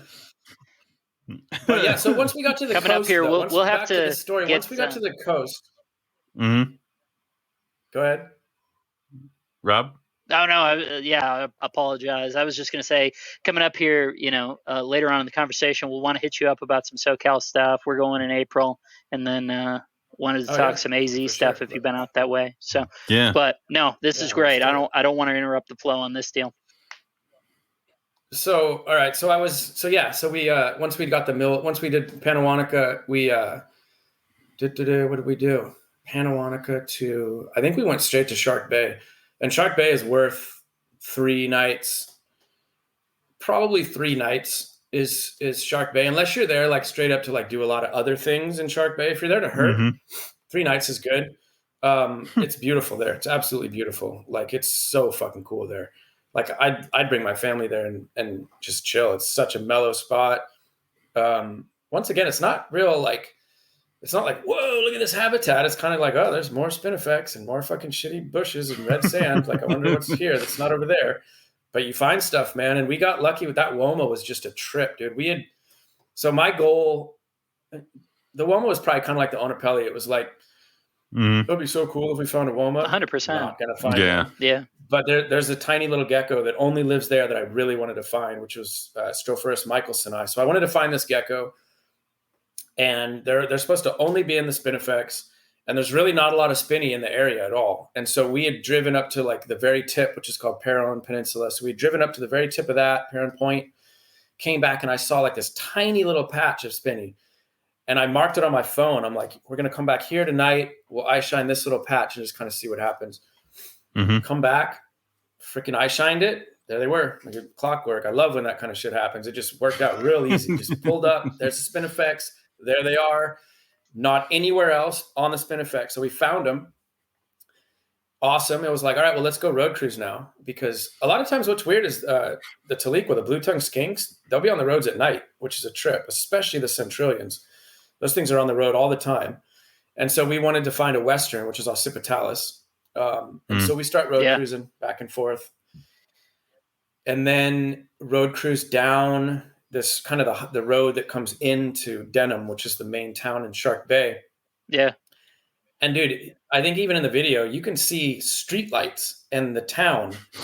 And we just pull up on this big freaking 6-foot Woma, like damn near in town. And I'm just like, holy fuck, dude. It was so crazy. I was driving and I was just like, oh my gosh, I just was shaking. It was so fucking dope. Got out and the thing was just a tank, bro. It was not some punk Woma. This thing was a beast. Thick, like a nickel, dude. This thing was a monster. 6 foot, freaking puppy dog tame. Just absolutely beautiful, man. It was so fucking cool. Like it was just, and just knowing like that we had just found a Woma in Western Australia was like, yo, this is that's awesome. Yeah. And we had met a herper in Painesfind, this dude Dylan, who's super cool dude. He actually herped with us that night. And he had never found a Woma before. So I'm like texting him this photo and he's just like, you motherfucker. Like he was so pissed, dude. He was stoked, but he was also just like, I can't even believe you fucking Americans come through and you find a Woma on your freaking like, I think it was our second night. I can't remember, but so, I mean, after that it was just like amazing. Found the Woma. Like, I think the next night, I don't even know how late we herped the next night. I don't even know what we did. Honestly, I can't remember. We probably I think we went back down the road. Yeah, because we wanted to find we went out. So we went way out to it was freaking epic, dude. So there's another peninsula. Where do you go to the other peninsula? Yeah, we went that to the whole Edel Peninsula, I know, which is like, dude, it's out there. It's super cool, and it's like you feel like you're on another planet, dude. And there was two gecko species out there. It's actually not even species. There's two forms of normal geckos that are just out of this world. And we went out there to find them. Found them both. I don't think we found any snakes out there. Maybe we found a king brown on the way back. But it was brutal. I mean, it was a long ass drive. Totally worth it. And just knocked out those gecko species. Got to see, like, it was just radical, dude. Like that coast is just so fucking wild. And then came back, and that was kind of it. Like once we did Shark Bay, we headed down and we did a night in, I think it was either Jurian Bay or Cervantes. And then that last day we did Pinnacles. And Pinnacles, like you could, dude, there's a lot of, oh yeah, this was a fun part of the trip. So the whole trip, we wanted to find a damn freaking bobtail. We wanted to find a shingleback skink. Yeah, like, the whole trip was like, that was a huge fucking goal for us. Didn't find any, and we had heard from Justin and from Mike, our buddy, that Pinnacles was a pretty good spot, and I was further south into Perth is a good spot too. But dude, you could see the tracks all around the Pinnacles where they dragged their bellies. Dude, we just couldn't freaking find one, man. It was driving me nuts. I'm like, dude, this is fucking bullshit. Like, we came to Australia. We've literally knocked out every single thing. Dude, we found freaking, like, all the big stuff. Like, Moloch even, like, freaking, like, so much stuff, dude. And I can't find a damn freaking shingleback. So we gave up. Well, we didn't give up, but we gave up traditionally, like, herping. So we're like, well, shit. So now we got to go back into Perth. We got to wash the car. We got to do all this crap. But I'm like, you know what, dude? We got like 2 hours. Let me text this fool Dylan and see what he says. I text him. He's like, yo, go to this. I can't even remember the name of it right now. But he said, there's this lake, and it's like a little park, like right in the middle of Perth. Dude, go there and just have a walk. There's so many that are like this. Yeah. There. Yeah. Dude, we go to this lake, walk around the damn lake. Nothing. It's hot. There's like kids and shit like playing. It's like, I'm like, yo, this is weird, bro. We're not going to find shit here. I mean, it looked okay. Walk around the lake, can't find anything. And so Hussam was like way ahead of us. And I was like, yo, we got to go find Hussam now, because we got to leave. Like, it's getting actually like go time. Like, we have to like act like we're going to be late. So we're like looking for Hussam, like pretty hardcore. And I'm walking across the trail, dude. And then friggin' boom, right in front of me, a badass tiger snake. I'm like, fuck yeah. We hadn't seen a tiger snake yet. Jesus. And so I'm like, Greg, dude, there's a tiger snake right here. So we see a tiger snake. Greg catches the tiger snake. And then I hear Hussam yelling, friggin' right when we're catching this tiger snake, Hussam finds a friggin' a shingleback, dude. No. So we run back over there. Hussam's got this, dude, literally like, dude, friggin' bottom of the ninth, 2 outs, friggin' finds have to get to the freaking airport, like, you know. Dude, literally like, yo, let's get the shingleback, take photos, take videos, straight to the car wash, found the shingleback. Just, it was epic, dude. Like, that was such a good way to end the trip, just finding that shingleback. And then literally on the airplane 2 hours later. That's awesome. Yeah, so it was 12 days. 12 days, I think, on the ground. Dude, so much Mountain House. You can't even imagine how much Mountain House we ate. Which I love Mountain House anyways. But, dude, like, that's what we survived on. Because, dude, shit is so expensive in Australia. It's insane, dude, how much food is there. And gas. Yeah. When you fill up for gas, you're going to spend $120, dude. Like, it was brutal. I mean, we rented like a big, we rented a fat truck. We went through this place called Red Dirt. Yeah, Rentals. man, that looks like a rig. We haven't done that yet. That seems like a go. With the troop carrier or whatever they call them. We thought we were going to go to, I mean, we knew we needed something like that to do like Edel Peninsula and just some of the more rugged areas that we wanted to go to. Hindsight, besides Edel, we wouldn't have needed it, but it was dope to have that thing. Right. Like, it had a cooler in the back, big freaking drawers to pull out. It was fucking rad. Big 4x4 truck. Let's see, what was 2 spares. We did get a flat. Didn't hit any kangaroos. Had one close call with the kangaroos. Dude, it's insane. Like, you hear about it, you're like, Yeah, you hear about people hitting kangaroos. You're like, no way. Then you go there and you're like, holy shit! Like there's kangaroos they just litter the road. It's insane, dude. They just litter. Yeah. They're the like road. deer. Yeah. Thousands of them. Yeah, man. Even worse. Like The best part is when you're hitting that same spot over and over. Mm. Yeah. The best one is when you're hitting the same spot over and over, and there's a dead kangaroo there that's just reeking out the place. You know, so you're there 2 or 3 days, and it's just going, man, something needs to clean this thing off, dude. Yeah, where are the buzzards? Yeah, something get the lacy monitors out there to clean this fucking thing up. Right. So yeah, that was Australia, man. That was it. It's a good trip. That sounds awesome, man. So if you haven't watched the videos, watch them. They're fun. They are fun. Let's turn stateside. So I mean, we talked a little bit. Go ahead. Eric's going to be upset about this if we don't bring this up. Okay. So you found an Angolan python, is that right? In Namibia? That's right. Yeah. Jesus. So yeah, the Angolan python was pretty sick, man. It was again like one of those times where you're like, you know, I know they're up here. I'd been up in that area quite a few times before, so it wasn't even like I was really looking. Like I was like, you know, they're up here. I found African rocks. You know, you find big puffies, and when you pull up on them, you're like, oh, there's a, you know, thick-bodied snake. This could be it. And you hop out. It's a fucking puff adder. But so this time we had gone. We were on the border, literally on the border of Namibia and Angola. We're on the river. The Kunene River is what separates the two countries, and we had been. It's just a gnarly. I mean, we used to do these, but just the gnarliest trips, bro. We'd fly into Johannesburg and just drive frickin' for days on end. Like when we returned the rental car, it'd be like 20,000 kilometers, like 25,000 kilometers in 3 weeks. Like it was just brutal. Jesus. And so we were up there and we were hunting. At night is when you hunt, obviously. And so the river is it's like a rocky canyon, a big waterfall. I'm just shining down, dude. And I'm like looking for geckos, shining on the walls of the rocks. Cause we had found a new species of Pachydatylus that night, new to science, never seen it before. And we know our Pachydatylus. So we knew it was new.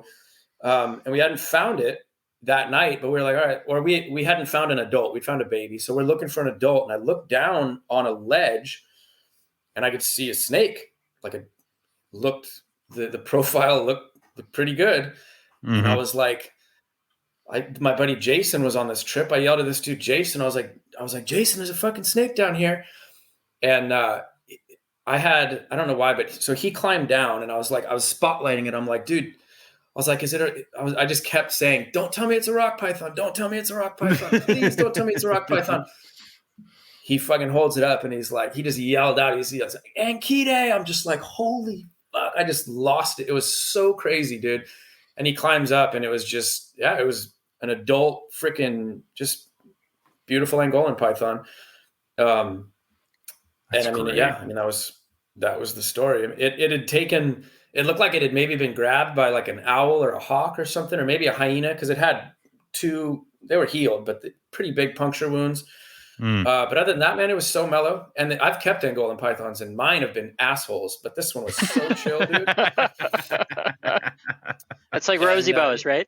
Yeah. Oh my gosh, don't get me started on rosy boas. Terrible snakes. But that was the story of the Angolan python. So it was right on the border. It was in Namibia, but literally we have waded across the river into Angola. But there it was. And that was the only one I've found. I haven't been up there though, since that trip was the last time I went to that area. But yeah, that was definitely one of my lifers. That's insane. That's awesome. That's fantastic. I'd love when you were there, did you see any Namaqua chameleons? I've only seen dead Namaqua chameleons, which is a super bummer. But yeah, I've only seen them dead for some reason. I've seen them on the road dead, and I've seen them just all crusty on the rocks dead. Never seen a live one. Those are the hardest chameleons, man. Those are, the non-chameleon chameleons. Yeah. Oh, I'm going to do it again. Definitely going to go again. And I will find one. I'll just target them. Because back then I was like super, super psycho into just geckos. That was all I was into. So literally I didn't, anything was bycatch. Like I didn't give a shit about anything except for the geckos. I mean, we were finding rare Bitis. We'd find like Bitis, we'd find tons of Bitis caudalis, but we'd find Bitis cornuta, the many-horned adder. We'd find freaking Bitis rudis, the red berg adder. We'd find all these crazy Bitis, not give a shit. All we wanted to find was these geckos. So I want to go back and kind of revisit it because there's a lot of cool stuff. Like we found, dude, I've found countless freaking like Cordylus cataphractus, the armadillo lizards, tons of them. Just whatever, who cares? I want to find these tiny little brown geckos. Get out of the way, you. Funny, man. Yeah. Yeah, basically, yeah. So, but yeah, I mean, the South Africa trips are fun. I've been up in through that whole area. We've done South Africa, Swaziland, Botswana, Namibia. That's awesome. I think that's it. Yeah. So yeah, that's if you guys ever have a chance to do, South Africa's a great place to herp. Namibia and South Africa are both just very awesome. Lots of reptiles. I'd love to do that, and I'd love to try to do some sort of Indo trip or something like that. So there's a lot of places I want to go. So for sure. That's fantastic. So yeah, Owen, I'm good to go now in terms of US stuff. So U.S. stuff, we talked about West Texas a little bit. I mean, you want to try to talk a little bit more about some Arizona stuff. I know Rob was interested in that. And then you guys got this Cali trip that you're tempting me with horribly, that you guys are having planned. And then I think this episode is also Eric's way of making me like spend my money and go on the Cali trip. So, you know, California too, if you got any stories and stuff of that too. I mean, California, I'm from California, so that's like my backyard. I've got tons of California trips. Arizona, I've not done very well in Arizona. I've herped it quite a few times, but I've struck out on the big targets, man. I haven't found Price Eye. I haven't found Willardy. I've not found a Pyro. I found a green rat. The Triaspis. You have. Okay, that was like the big ticket we didn't find on our trip, this past trip. Triaspis, we found, what is that? It's there's an observatory. What is that observatory called? It's a good spot for freaking Zonata too. We'll have to look it up. We'll have to talk. We'll talk about it offline. I don't want to give away any people's spots. Too much spots. Yeah, there's a lot of observatories. Basically, if you're listening and trying to like take tidbits and glean information from this, that's fine. But find the mountains. Once you find the mountains, mid-range, that's where the Triaspis are generally. So, you've got Pyros at the top, you've got Clobs at the top, you've got Price Eye at the top. Partway down, you got Willardy, you got Triaspis, and further down, you got all the garbage. But yeah, Arizona, like basically, we'll usually stay kind of like either like in Sierra Vista or Sonoita, and then just hit the Huachucas. I mean, Sunnyside is, I don't know if you guys know where that is. It's kind of that like old abandoned freaking house. That's always kind of a good spot to start. And we hit that. That's usually good. I mean, Clobber Eye, you can usually find, like we've had 10 Clobber Eye days in that area. There's a lake right there. I think it's called Lake Parker or Parker Lake, or there's a lake Parker near Canyon. There. Parker Canyon. Okay. Yeah. That's good. But yeah, in terms of Arizona, man, I haven't done that well. We've struck out on Gila monsters. But then at the same time, dude, like I'm on it. Like, I'll be completely honest with you. I usually have very little interest in herping the United States if I'm able to go out of the country. I'm going somewhere else. Like if it's up to me, if I'm going to spend money and do like a big herp trip, I'm not going to Arizona. Sorry. It's just not happening. West Texas is now kind of like really on my radar because my wife's family lives in El Paso. And it's a 4-hour drive, and I can hit it pretty easy. And there's a special gecko that lives there that I like to see. Gray bands are cool. I love Subox. It's one of my favorite snakes. So like subocularis are just amazing snakes. So I love just seeing them and seeing how variable they are. And I mean, like you guys said earlier, it's absolutely beautiful there. It's incredible. Yeah, it's and nice. So I like it there. I mean, I do need to go and like finish up Arizona for sure. There's a lot of stuff I want to see there that I have. Like I haven't found a friggin' tiger. I haven't found Cerberus. Yeah. So I've actually barely scratched the surface of Arizona. One of the main reasons why I went to Arizona was, once again, these stupid tiny little lizards. I wanted to find the night lizards. There's Xantuja beezy, which is just northeast of Phoenix. And then there's Xantuja arizonae, which is kind of north and northwest of Phoenix. So we went and found those. Found a blacktail just randomly looking for those. God damn it! I can't find a black. Every time they go without me, they find blacktails, and I'm like, I just want to see one. God damn it! So I know you got to start looking for gopher snakes, and then you'll find one. Then find the blacktails. Okay. Yeah, there you go. So yeah, there's some fun stuff that I want to find. It's really hard for me to justify spending the money and the time to go to Arizona when, I mean, I could go down to Mexico, or I could go to. I'd go to Australia, dude. I could go to Australia for a short trip. I got a buddy that lives down. My buddy Bruce lives in. I'm drawing a blank right now. Like the biggest freaking city in Australia, but he lives there. I'm my brain dead, and we could herp the whole. I think it's called the Eyre Peninsula. That whole area is great for geckos. It's right kind of the border of like Southern Australia, and I'm just drawing blanks left and right now. But I mean, I could do those kind of trips for I don't know. I mean, not the same amount of money, but kind of. And it's I don't know. The time, it's more alluring to me. You know, if you're going to spend the time, if you've got 12 days, do you want to spend the 12 days in, US, or do you want to try to make it an Australia trip? I mean, exactly. And also how many people do you know that have found clobber eye? All of them? How many people do you know that have found willard eye? Fucking everyone. And then it's like, well, how many people do you know that have found an imbricata or a McDowelley or a friggin' Queensland friggin' GTP? It's like, I want to go after those. I want to be the guy that found that. Slimmer number. Yeah. Yeah, you just the number gets smaller, bigger targets. And I mean, I'm not trying to say that Arizona's lame or something. I know that the guys living in Australia would kill to come to Arizona and find rattlesnakes. But for us, we have a friend in the UK that was supposed to come with us, and he didn't make it. So I was sending him pictures of the willard eye. I'm like, dude, what kind of snake is this? I don't know. And he's just like, you son of a bitch. Like, yeah. So it's that kind of stuff where it's like, we kind of don't appreciate the rattlesnakes, but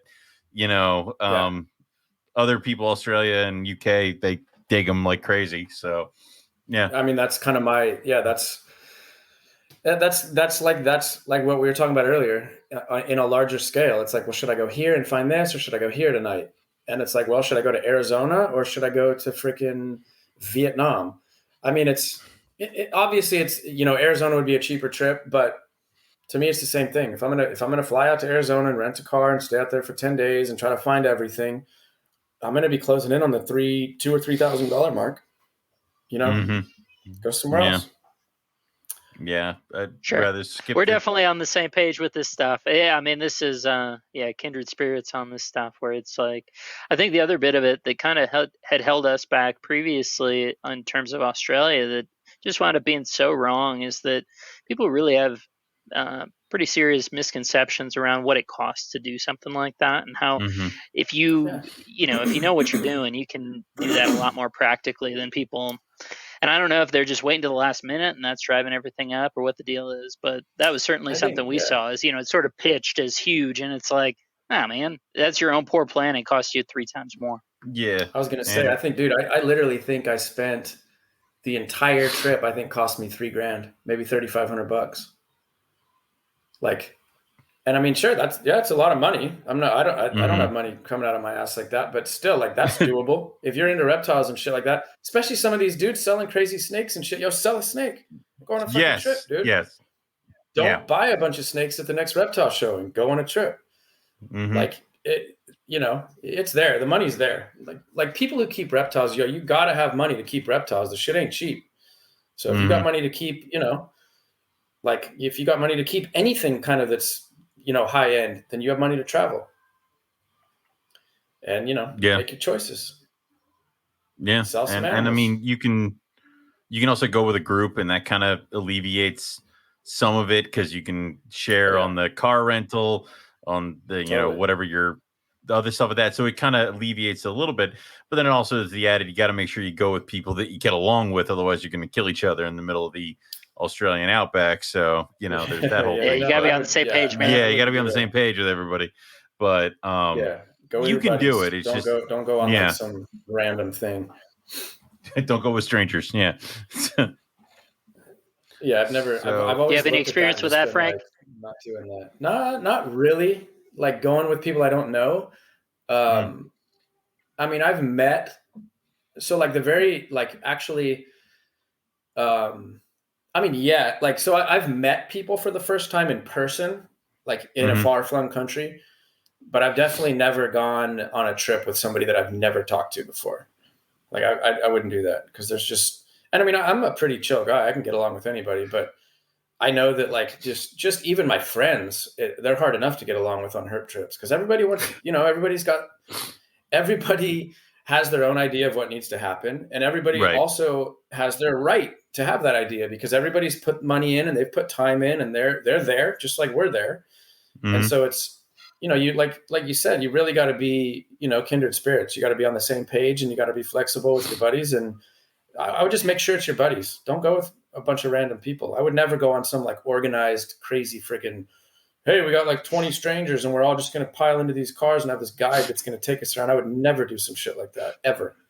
That sounds like a nightmare. I'd rather go pay taxes or stand in line at the DMV than do some shit like that. We found the snake and now we're going to drive you to it. Yeah. Okay, cool. Yeah, dude. No. And I mean, and I've always been like, I'll never do a guided trip. And I did a guided trip in Ecuador.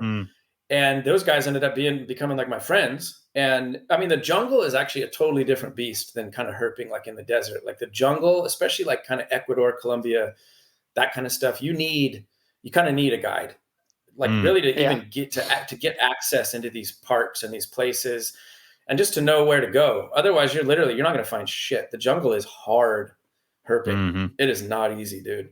There's some jungles that are easy. Costa Rica is generally pretty like giving in terms of like letting you find things. But dude, like Trinidad and Tobago kicked my ass. Ecuador was pretty fucking tough. I mean, dude, jungles are tough. That tracky boa is something else, though, bro. Guides can help you. Tracky boas are, those were neat. Those were really cool. That's something, man. Yeah, those are a trippy little snake. But like, I don't think we would have found those. I mean, maybe we would have, but I don't know. I don't know. I would have been uncomfortable just because it's such a foreign land. Like Australia is one thing, and even South Africa is one thing. But you can ask somebody like, hey, can I walk over here? And they'll be like, yes. But like down in Ecuador and shit, like generally you can't even find somebody to ask. And then if you don't speak Spanish, you're not going to be able to ask. And it's pretty gnarly, dude. So going down there with guides is you're going to find more stuff. And the guides end up being a lot of the guides are really cool, very like interested dudes. It's not just some clown who's like, oh, here's a snake, here's another snake. It's like these dudes know their shit. Like they're like basically scientists and they really know what's up. So yeah, I would do that kind of guided stuff, but I would never do like some freaking Australian guided tour or some garbage like that. It wouldn't happen. I'm not going to do it. I would think I've actually often thought about like maybe leading a tour somewhere, but I wouldn't be on one. Sorry. Do you really want to lead the tour too? Because I mean, how many people would you have there? It's like they have no business out here doing this. Man. Like, yeah, come on now. Yeah. It's like I'd end up ditching the tour in the middle of the jungle. Like it's That's probably what. Yeah. I mean, the kind of what I've thought about is like, because I've had so many people ask me like, like, how do you like, how do you even do like the Middle East, like Oman? Like that's crazy. Isn't that like terrorists with all this shit? And I'm like, well, I don't know. Maybe I could lead a tour and tell you how to do it. But no, I don't think I would do it. But I mean, I've thought about like that kind of stuff, like countries where I've been where most people haven't, like where they're like, no way, that sounds sketchy. And it'd be like, no, you could do it. And I could open your eyes to some really cool things. And you could see that it's like, it's possible. Like there's not enough of us who do this kind of stuff. And it's not that difficult to do. Like you were saying, Bob, it's not tough. Yeah. And you get to go cool shit. Like you get to go to places on the planet you never go to or never thought you'd go to. That's what I'm saying. Like why wouldn't you want to? Like I don't understand why more people aren't doing this, especially like you guys keep reptiles. Don't you want to see them in the wild, or do you just like to see them in a little box? Like you don't want to see that in the like, you know, these dudes are, I mean, guys that are keeping black-headed pythons or womas or you know, carpets, you guys make money. Those snakes aren't cheap, dude. Sell a couple of them. Or even, you know, knobtail geckos, they're not cheap. Fuck, no reptiles are really cheap, especially right now. Shit's expensive. And it's like, sell a couple things and go see them in the wild. It'll help your husbandry, number one. Number two, it'll just make you more psyched on the animals. You glean a lot of info from being out in the wild. You'll learn shit that you never knew possible. I don't care how much you think you know about the animals. You'll learn shit for sure. Oh, yeah. And it brings a whole such a worthy cause. It's a whole new level. I mean, like, it's a whole new appreciation. Like, I saw carpets in the wild. I have carpets downstairs. Like, it brings a whole new level to it that you can just enjoy the hell out of it. So, and I've seen, like, dude, I mean, I have water pythons. I had water pythons, still do, before I went to Northern Territory, and we found them. So I got a new appreciation for those water pythons that are just brown snakes that bite the hell out of me every time I open the drawer. So like it's totally, yeah. So totally, like I mean that's how I ended up keeping Angolan pythons, because I have no business keeping Angolan pythons, but I was like, well, shit, now I need to have some Angolan pythons. Yeah, it's a danger. Like, you know, you find when you find things, it really, you're like, yo, I want more of these, because that was cool as shit. And to see them in the wild, there's nothing better. There's nothing better than to see them in the wild. Literally, like nothing. Like it's such a high to see that kind of shit, and it never goes away. I mean, it fades, but your whole life, it's just crazy memories. You get to see crazy countries. You're that guy that people want to talk to at the reptile shows or the parties or whatever. It's like, yo, this guy's been all over the world. Why? How? Like, it's great conversation starters. It's, you know, then you also just become less of an asshole because you've experienced other cultures, and you know how chill sometimes, you know, like I was just as scared as anybody about like Muslim people and this, that, and the other thing. And now that I've spent so much time in Oman, I have a totally different outlook on those kind of people. They're nicer than us. Those people are fucking way nicer than Americans. You know, you don't walk down the street in America and have friggin' multiple people invite you into their house for tea. If they do, they want to hurt you or take your money. Don't do it. Don't do it. Yeah, if somebody invites you into your house for tea in America, don't do it. Exactly. So it's, I mean, traveling does like incredible things for you. And I've often thought, like, I wonder if I would travel so much without reptiles. And I probably wouldn't, honestly. I probably wouldn't. Yeah. And so I'm so thankful having reptiles, and the fact that it, you know, really puts the fire inside me to go and travel and see them. So that's kind of like, it's just a great thing. And I hope that more people can experience that. And that's kind of why I've been, you know, accepting to talk about this kind of stuff and doing my YouTube channel and stuff like that, is it's just like, I feel like it's such a big part of reptiles and the hobby that's kind of just, it's such a subculture. It should be like super mainstream part of this hobby. Like, yo, that should be huge. Like, if you keep shit, your goal should be to go see it, like 100%. And a lot of people don't. It trips me out. I want to say it was a major part of it before captive breeding really took off, because you used to have to go get the shit and then bring it back and then keep the shit. So way back.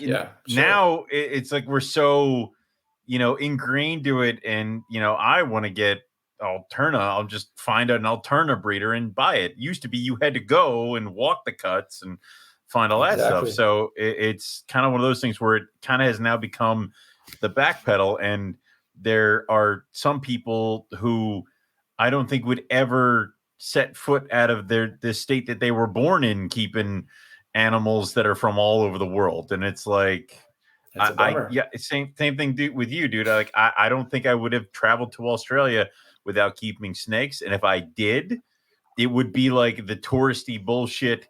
Arrive to Sydney, look at the opera house, like kind of crap, like not Right. like go out into the bush and have an adventure. So it is kind of the appeal. And I do think more people, dude, I get excited when there's a black rat snake in my backyard. Like it's now take that excitement and turn it up to like freaking 11. So yeah, Totally. it's all cool. That's exactly what I'm saying. And it's such a, I don't know, it's just such a huge drive for me. It's just hand in hand. I couldn't even see keeping reptiles without wanting to go and see them in the wild like that. I was like, I just keep reptiles. I have no business being in Australia. That'd be so fucking strange to me. So weird. Yeah. But yeah. So, Rob, do we have target? Yeah, I got a couple for California. Go for it. Yeah, well, I just wanted to chat through. So, in terms of the California stuff, I think the intent is really to do kind of an east of San Diego bit that maybe, I know it's going to seem like even a small area, but maybe it's between like Borrego Springs down to Ocotillo over, there's the Mission Trail stuff that's, on eastern San Diego down to El Cajon, basically that kind of a region for like a 6 or 7 day deal, trying to find, I really want to see the ham and die, the two stripe garters, rosy boas. Those are kind of a couple big ones, sidewinders. Those are the things that jump out. Obviously, just the Hellerai, right? The Organus, stuff that we haven't seen before would fit into that box. Anything's going to be there. So, I mean, that's a long trip for that area. That sounds like, to me, that sounds terrible, but that'd be, I mean, you should, can you guys see me? I'm trying to see if, Yeah. Can you see we got me? you. Yeah. Yeah. Okay. I just saw this little hide yourself thing and I was like, I wonder if they can see me. So yeah, I mean, you're spot on. You should be able to find everything down there in 6 days or so. And I only say that sounds terrible because I'm like, Borrego kills me these days. It's just not what it used to be. It's just, you just got to get it right. You got to hit it. You got to get there. I'd say it's just hard to get it right with the weather, man. The weather just controls everything down there. It's so fucking hot and it's so dry that you just get wrecked. And I've just gotten my ass handed to me so many times down there. It's like my backyard. And I know that the whole route you said, I know all of it very well. You should find everything, no problem. The ham and die, you're going to have to find water at elevation. So that's running through that park, right? As you get further south down to, in the general sense, right, as it's cutting towards Otay, but from Julian. Yeah, I was going to say you need to be down kind of like the Lagunas and Mount Palomar, that kind of area. There's a lot of kind of lakes and creeks and stuff at elevation, and you should be able to find them there. Yeah. And also what's cool is you'll find Zonata up in that area, which is pretty dope. There's Z's down there. And then up there is where you're going to find your Oreganus, or your, not Oreganus, you're going to find your Hellerai. In terms of boas, the best thing to do for boas is just put your work in, dude. Just road cruise and walk right at dusk. They're usually out pretty early. So, I've found quite a few boas right before dark. It's not even dark yet. It's still light out. Right. Have you guys found boas in Arizona? No, we were just east. We were like, it was funny, man, when you were talking about it. We were out of Sonoita, and Portal was our deal on that trip. We did a couple days out of Portal and then out of Sonoita for a handful.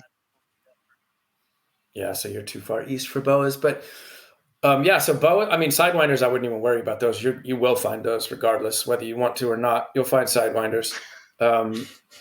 Hellerai are kind of probably those will be the toughest for you to find, just because those are at elevation. So if you spend some time up there looking for the Thamnophis, you'll probably find some Hellerai, because it's funny.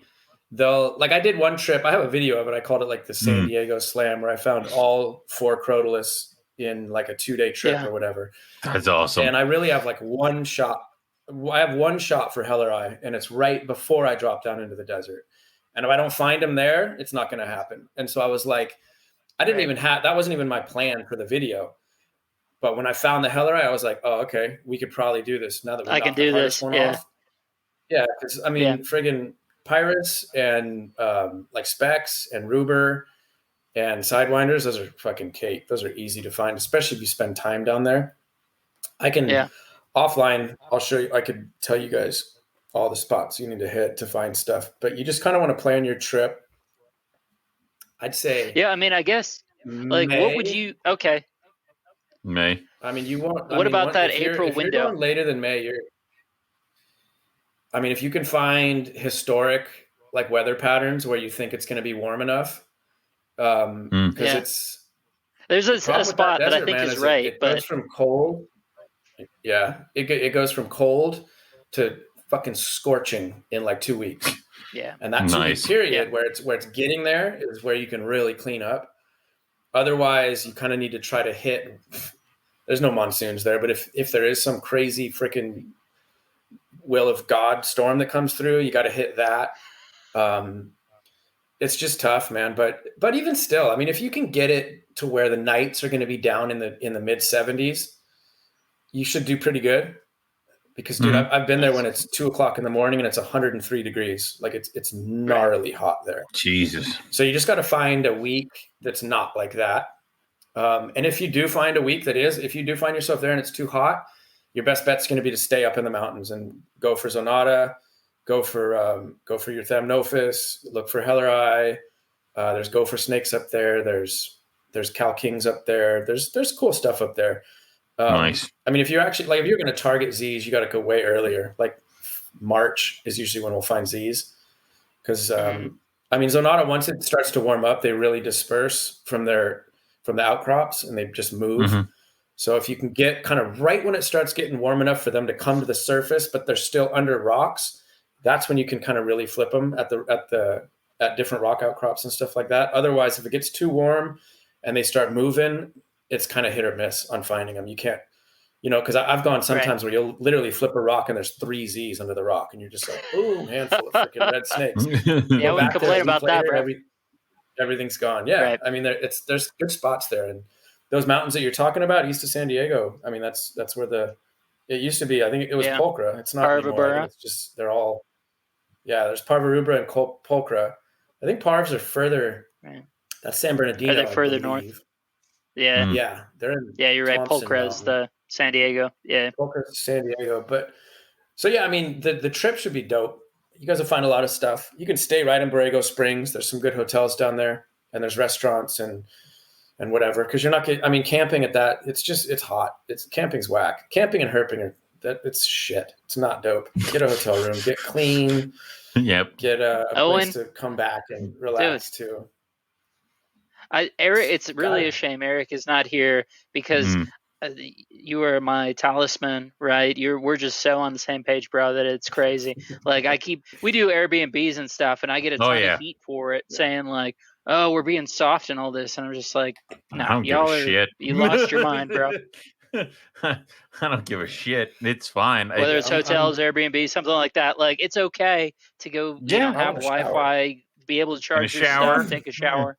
Go to the bathroom. Totally. I want a restaurant. I mean, especially if you're in the States, it's like, yo, dude, you're not roughing it. No matter what, I don't give a shit if you are camping. You're not roughing it. You're in the fucking. You're in your own goddamn country. Like you're choosing to be in the backyard. Yeah. Yeah, exactly. So it's not. I mean, if you want to rough it like that, then that's your choice. But it's not. There's no reason to do that, in my opinion. It doesn't. I mean, to me, it's counterproductive. You're not getting a good night's sleep. You're not getting clean.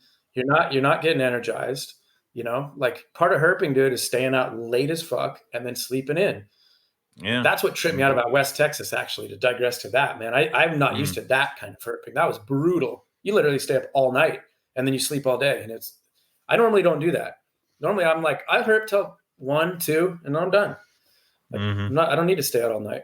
and I seem to find what I need to find. So, but yeah, man, California, you guys should you'll find sidewinders in the lower desert.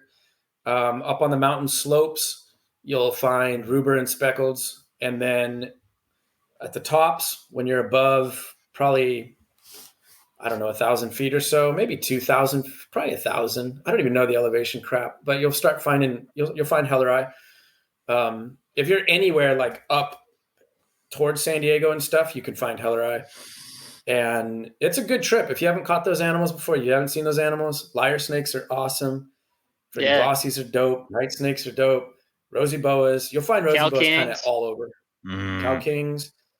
I mean, the boas you can find in the low desert. You can find them at the elevation. You can find them mid-range. You can find boas all over the place. Kyanactis is a really neat little shovel-nosed snake. They're really cool. Tricolor. They're 100%. Black, white, and red.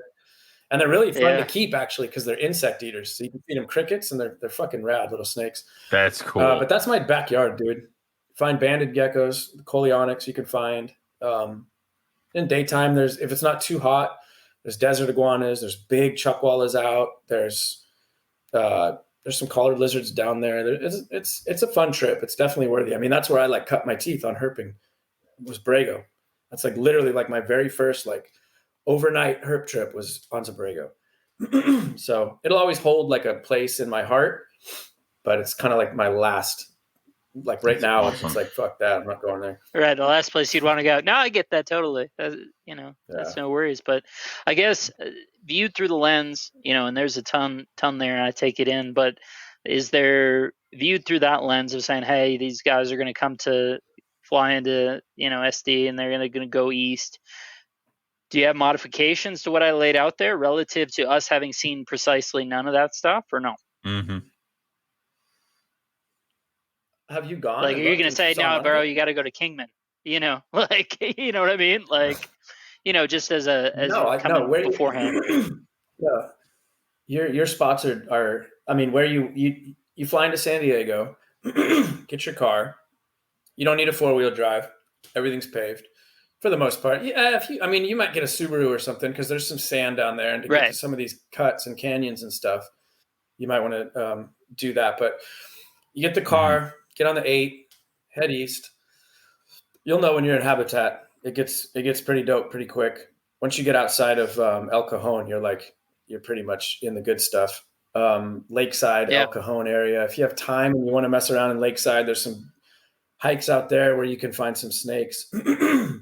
Down by, I don't know why I'm drawing blanks on freaking city names today. So gnarly. What was you said a town? Bob Applegate used to live there. Campo. Campo. There's a place. It's pretty well known, so I'll talk about it. It's called the Flume. It's basically like a drainage canal that runs along the side of the cliff, and it's concrete, and it's pretty deep. And back in the day, I haven't been there for a long time, but back in the day, dude, snakes would drop down in there, and you could just freaking walk in there and find snakes. We found the biggest ruber I've ever seen in there. I found speckleds there. I found Salvadora, which is like patch nose snakes. I've found Xantuja henshaw, which is the granite night lizards in there. There's bats and shit. It's pretty rad, and it's right off. I can't remember the name of that highway, but it's right in Campo, and that kind of whole area, that Campo Lakeside, Billboard, freaking Alpine area, you're gonna find a lot of like that's there's ruber, there's specks, there's gopher snakes. Probably some cow kings. That's awesome. You just gotta, you gotta get lucky. You gotta hit it. You gotta hit it good. And hold on a second. Let me plug this computer in. And you got to be persistent, like you guys know. It's hit or miss, but a lot of times that area can be pretty good. So you can kind of clean up there. And then when you drop down into the desert, man, just cruise the roads. Just you want to be outside of the park, obviously, but there's a decent amount of habitat outside of the park, right around Borrego Springs, where you can road cruise, and you'll find your sidewinders, you'll find gophers, you'll find glossies and stuff like that. And then even in the park, as long as you're not taking anything, you're not collecting, you're not driving around with something in your car, Because I mean, sometimes like, if I want to take photographs and I find a sidewinder outside the park, I'll bag it, take it back to the hotel, photograph it, and let it go the next day. I don't have a problem with that. But you don't want to do that in the park, and you don't want to be driving through the park with animals in your bag, because if you get pulled over, that's the funny bit about Big Bend National Park, or the state park, man. That I ran in. I was thinking that same deal, right? If you're like, okay, so you were in Presidio and you went to Lajitas, like you're running through there, man. If you got anything in that car, no matter where you actually picked it up. From who I've talked to, the road is not the park. That just seems. I agree. Not. I mean, that's what Brian was saying. It just seems so. There are things that port problems and things that don't. Yeah, for sure. And I mean, I've looked at the map of the actual park, and it technically doesn't go to the road. So, I don't know. I honestly don't know. And then, the national park, we would just drive around the park. We just wouldn't go through it. But I mean, most of the time we really weren't collecting anything.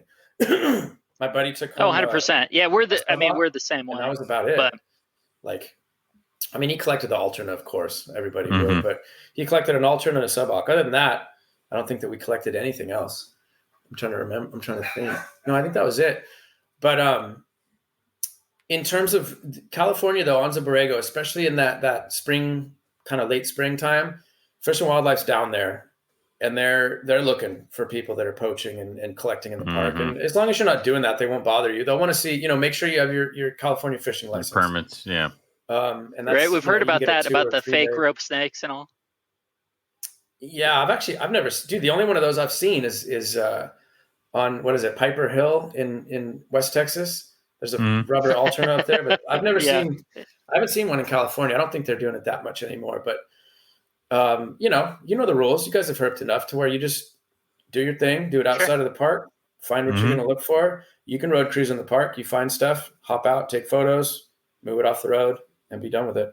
Yeah. And I mean, Borrego can be real good, and it can be not so good. But I mean, generally, I find stuff. Like my buddy, who actually was my guide in Ecuador, he came out real quick. And I took him down to Borrego, and he was like, all I want to see I just want to see a sidewinder so bad. I was like, Borrego, we'll see one for sure. Took him there, saw 3. So nice. That's awesome. You guys should be able to nail it pretty good. Shouldn't be hard. 6 days, you'll be done with it. You'll be like, all right, let's go. Sidewinders are on my list. So yeah, you'll see them. I knew it'd come for you, Owen. One other thing that to bring us back, you talked about the importing stuff. And the thing that jumped to mind is, kind of talking through maybe the historical ability to import Australian stuff from Europe. I know it always, to me, if people have been around long enough and exposed to that for long enough, then they kind of know that it ebbs and flows based on the different offices and different things that it's run through and all that stuff. And maybe we're at an ebb at this point, but I don't know. Take that where you want to take it. I mean, it's the problem with that right now. The problem with what's happening is that Fish and Wildlife is they were in an upheaval. I don't think they had a president. They might now. I think they do. I think there's some woman that got elected as the U.S. Fish and Wildlife. But for a long time, they were kind of just working like agency to agency. And some guys were like, oh, this is Lacey Act. And other guys were like, no, it's not, or just not even caring. And I mean, being completely honest, we know that technically, it probably is Lacey Act shit. But at the same time, some of it isn't. If it's got paperwork, and if it has paperwork, like what's it to me, random dude, to be fundamentally enforcing the laws of this different country that I'm not, that country has no interest in me doing that, or, has given me no authority to do that. And alternatively, right. Well, it's like the paperwork says it's fine, but I'm going to say that somehow that is corrupted based on nothing other than my opinion. Right. I mean, so from what I heard, was that Australia actually did send Fish and Wildlife some papers, or, they basically said, hey, there's a huge influx of smuggled animals coming from number 1, like Hong Kong, number 2, Germany, that are coming into the USA, and we would like you to confiscate them. And so some guys are like, fuck that, whatever. And other guys are like, yo, let's go get them, and let's stop this freaking terrible fucking menagerie. Stop it. Yeah. Whatever. And, so So It's it already seems here. like, to me, it's like, well, Florida they seem to not be allowing Australian stuff in. Atlanta seems to not be allowing Australian stuff in. And then there's some other ports that are allowing Australian stuff in. And so I'm just going to not really go much further on that because I don't want those ports to be like, oh shit, we should probably not let stuff in. And that's kind of where I was like, and I'm friends with a lot of the, like Russ Gurley, for example. I don't know if you guys know him, but I'm friends with Russ, but he's constantly talking about it. So it's like, hey dude, let's just let a sleeping dog lie, dude. We all want to keep these animals and we all kind of like we know Australia's laws. We know our laws. We know that there's a gray area. We know some animals were legally imported. I know that animals are legally imported to this day, even though they will tell you that 100%. we never, ever, ever allow export. The fuck you don't. I know for 100% fact that American zoos trade with Australian zoos regularly. And some of those American zoos are not super fucking uptight and they'll release animals to the general public. And so there's definitely legal Australian animals here. And so that's kind of our side of like the argument where it's like, dude, you know, this shit, there's LA Zoo just traded with Sydney Zoo. They got fucking Stropharis taenacata. They traded fucking Komodo dragons. Like, and you know, LA Zoo is not going to release animals to the public, but they might trade to freaking Oklahoma Zoo or Tallahassee Zoo, who might release animals to the public. Right. I've had freaking zookeepers buy animals from me. I've had zookeepers offer me animals, not like in a shady way, like straight up legal, like say, hey, we'll do a trade with you as the zoo. And so it's just a big gray area. And when I import for people and they're like, hey, I want to import a bunch of Stropharis, or I want to import some Agurnia or something like that. I'll just tell them, look, I haven't had any problems with animals getting seized. Multiple people have. I've imported Australian animals legally with paperwork since then. But there's a risk, and the risk is yours. It's not mine. That's your risk. If the animals get taken, there's literally nothing I can do for you. I can tell you that the animals got taken, but I can't go in there and argue for you. It's not going to do me any good or you any good. And the best thing to do when an animal gets seized is to say, hey, okay, we made a mistake by importing this. I'm sorry. Seize the animal. Please let the rest of the shipment come through. That's kind of how it works. And I mean, I don't really see an end to that, honestly. Because they keep moving the goalposts. But if we make too big of a stink about it, they're just going to be like, yo, fuck you guys. And we're not going to shut it down entirely. Kind of like I saw something on Facebook the other day about FedEx. Everyone was, we're going to make this petition because FedEx keeps making all of our animals late. Yo, FedEx will just say, yo, fuck shipping live They animals. don't have to do shit. They don't have to ship animals. I'm done. Yeah. So I think I responded. I was like, you guys are out of your fucking minds, dude. Like, don't poke the bear. Do you have any idea how good it is? That FedEx allows us to ship live animals. If they you guys didn't go used to them with exactly. And if you guys go to them with some crazy petition, like we're some sort of big force, no, don't do that. You'll shut the whole fucking. You will shut this trade down if you do that shit. We used to have to get approved, and you used to have to label them as fragile computer parts or like mixed nuts or some bullshit. Like it. I remember. Don't do that. Like you have no idea how good it is right now with FedEx. It sucks, but come on. No, it's just packed for 2 days. Packed for 2 days. If your animal's in good shape and you packed it right, your animal should live in that box for a fucking week. So quit tripping. I mean, some of that Australian stuff made it a month, bro. Yeah. You know? Fucking A. Dude, and you know what? If you have that bad of an idea about it, ship Delta. Good luck with those prices and enjoy. I was gonna say, the same if you're that worried, fucking do headaches. Southwest, do Delta, do something like that. And you're gonna get the same headaches of like I've been at Delta and I've been there, standing there, going like, "There's my box, I can see it." They're like, "We don't have it in our system." I'm like, "It's right the fuck there," and they're like, "You can't come in and get that." I'm like, "Cool, I'll just stand here staring at my box, thank you." And they're like, "So your plane landed 2 hours ago?" I know, it's right there. So I mean, and they just it's insane that they just like. And it's live animals, and I get it. Trust me, I get super frustrated with FedEx, but I also know that they're actually on our. I wouldn't say they're on our side, but they're very necessary. It's not against us. Yeah, they're not actively trying to hurt us, like so many other things. Like it is exactly. So chill the fuck out, people. It's almost like you want like I think there were some people who were like, we're gonna write to Sterilite to say that we enjoyed the bins before they changed them because they fit in our racks a little bit better. I'm like, they don't give a shit. We're not supposed to be using them anyway. I was gonna say exactly. They'll call up PETA and say, hey, these guys are keeping snakes in our tiny little fucking bins. Like, don't like it's not helping. So whatever. Yeah. But no, we need to just it's like, if you just make it work. There's bins, there's other bins. You know what, shipping, like I said, dude, ship for a delay. Hopefully it's not. If it is, use your heat pack, use your freaking phase 22, make sure it's insulated, make sure your animal's in good shape, make sure it already shit, it's not eaten the day before you ship it, and make it happen, dude. Like, come on, man. Otherwise, you have no business fucking shipping animals. Yeah. Don't feed it an hour before. Yeah, exactly. It's crazy. Here's your mitten warmer. I hope you make it. It's like, no. Yeah, exactly. Yeah, don't use fucking hand warmers either, you knuckleheads. Spend the money. Yeah. Get the 40 hours. Get the 72s if you need them, man. Mm-hmm. And learn how to ship. Learn how to pack. Use your fucking head. It's not that hard. Yeah. I mean, nobody tells you how to do it. You figure it out. You don't put the freaking heat pack. You don't pack the heat pack or the box full of heat packs. Because I've had that happen. Trust me. I've had FedEx call me and be like, yo, come and get this box because it fucking stinks. Because it's on fire. Yeah. No, and I get there and I open it up and there's a freaking roasted animal in it. And I'm just like, yo, bro, you're shipping to California and you put like 8 fucking heat packs in this freaking 10 by 10 square box.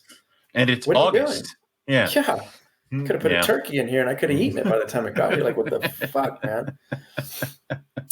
But that is what it is. But guys, I gotta go and get a Christmas tree. So no, dude, we're at the 2 hour mark. Man. This has been awesome. We'll have to have you back to talk some captive stuff. Get back. We should probably talk about geckos at some point. Yeah. I was gonna say I like doing this stuff. So anytime you guys want me, I'm down to do it. Yeah, dude, throw your channel out there for anybody who wants to come check out your stuff, anything like that. Yeah, it's Reptilian Diaries. And it's YouTube. It's not some giant freaking channel, so you'll have to search it and probably scroll through a bunch of other shit channels before you find it. But it is me, and it is herping, and that's what it mostly is. For right now, that's really all it is field herping. I've kind of tossed the idea back and forth about doing some captive stuff, and I might, if I ever get my shit together and kind of make my room into what I want to make it into. And if I do that, it'll be cool. It won't be some stupid shit. So, I'd appreciate if you guys come and watch it, leave your good comments, leave your bad comments, whatever. And, I don't have a schedule because I have like a pretty busy life right now. So it's not like, I put out videos every fucking Sunday. I put out videos whenever I can. I just put out the first episode of West Texas a couple weeks ago. The second episode should be, I don't fucking know, dude. A couple weeks. Maybe not. I mean, I have it. I've started it. It's the good episode. It's where we find a bunch of stuff. I gave a spoiler earlier about what we found. Yeah, that alternate photo. We did a couple alternate. We did pretty good. Didn't find some stuff I was looking for, but we did good enough. So I got that. And then I have another little kind of series I do called A Closer Look where we'll focus on one animal. And kind of, I go into a little bit of captive keeping there, but we'll just kind of look closer at them instead of just being like, oh, here's a Coleonyx and let it go. I'll be like, yo, here's Coleonyx, here's all the species, here's how we keep them, here's how we breed them, here's babies, here's eggs hatching, blah, blah, blah. So that's Reptilian Diaries. Check it out. And like I said, just be patient with the episodes because I'll keep putting them out, but it's not like some weekly shit. It's monthly or every 2 weeks or whatever. So thank you guys so much for having me. Yeah, man. And enjoyed it. Hopefully one day we'll get to meet in person and maybe go herping or something. Yeah, man. Sounds good. Man. And thanks for coming on. And we'll have you come back and you can educate us on some geckos and stuff like that and more field herping shit. Sweet. Let me know if you guys go to California. Hit me up and we can talk about locales and stuff. Will do. Cool. Awesome. Thanks, Frank. Yep. Later. All right, Rob. So I guess we'll do the closing things because I have stuff here that I was told under penalty of death to make sure it got out to the public. First thing is that calendars are available on the website, MoreliaPythonRadio.com. Go ahead and check those out. I believe they're $20 plus shipping or $20 shipped. It's something. So go get the calendars now so that you can get them all set up for the new year. So those are out. Also, if you wanted to email suggestions or have questions on the show, the email is info@MoreliaPythonRadio.com.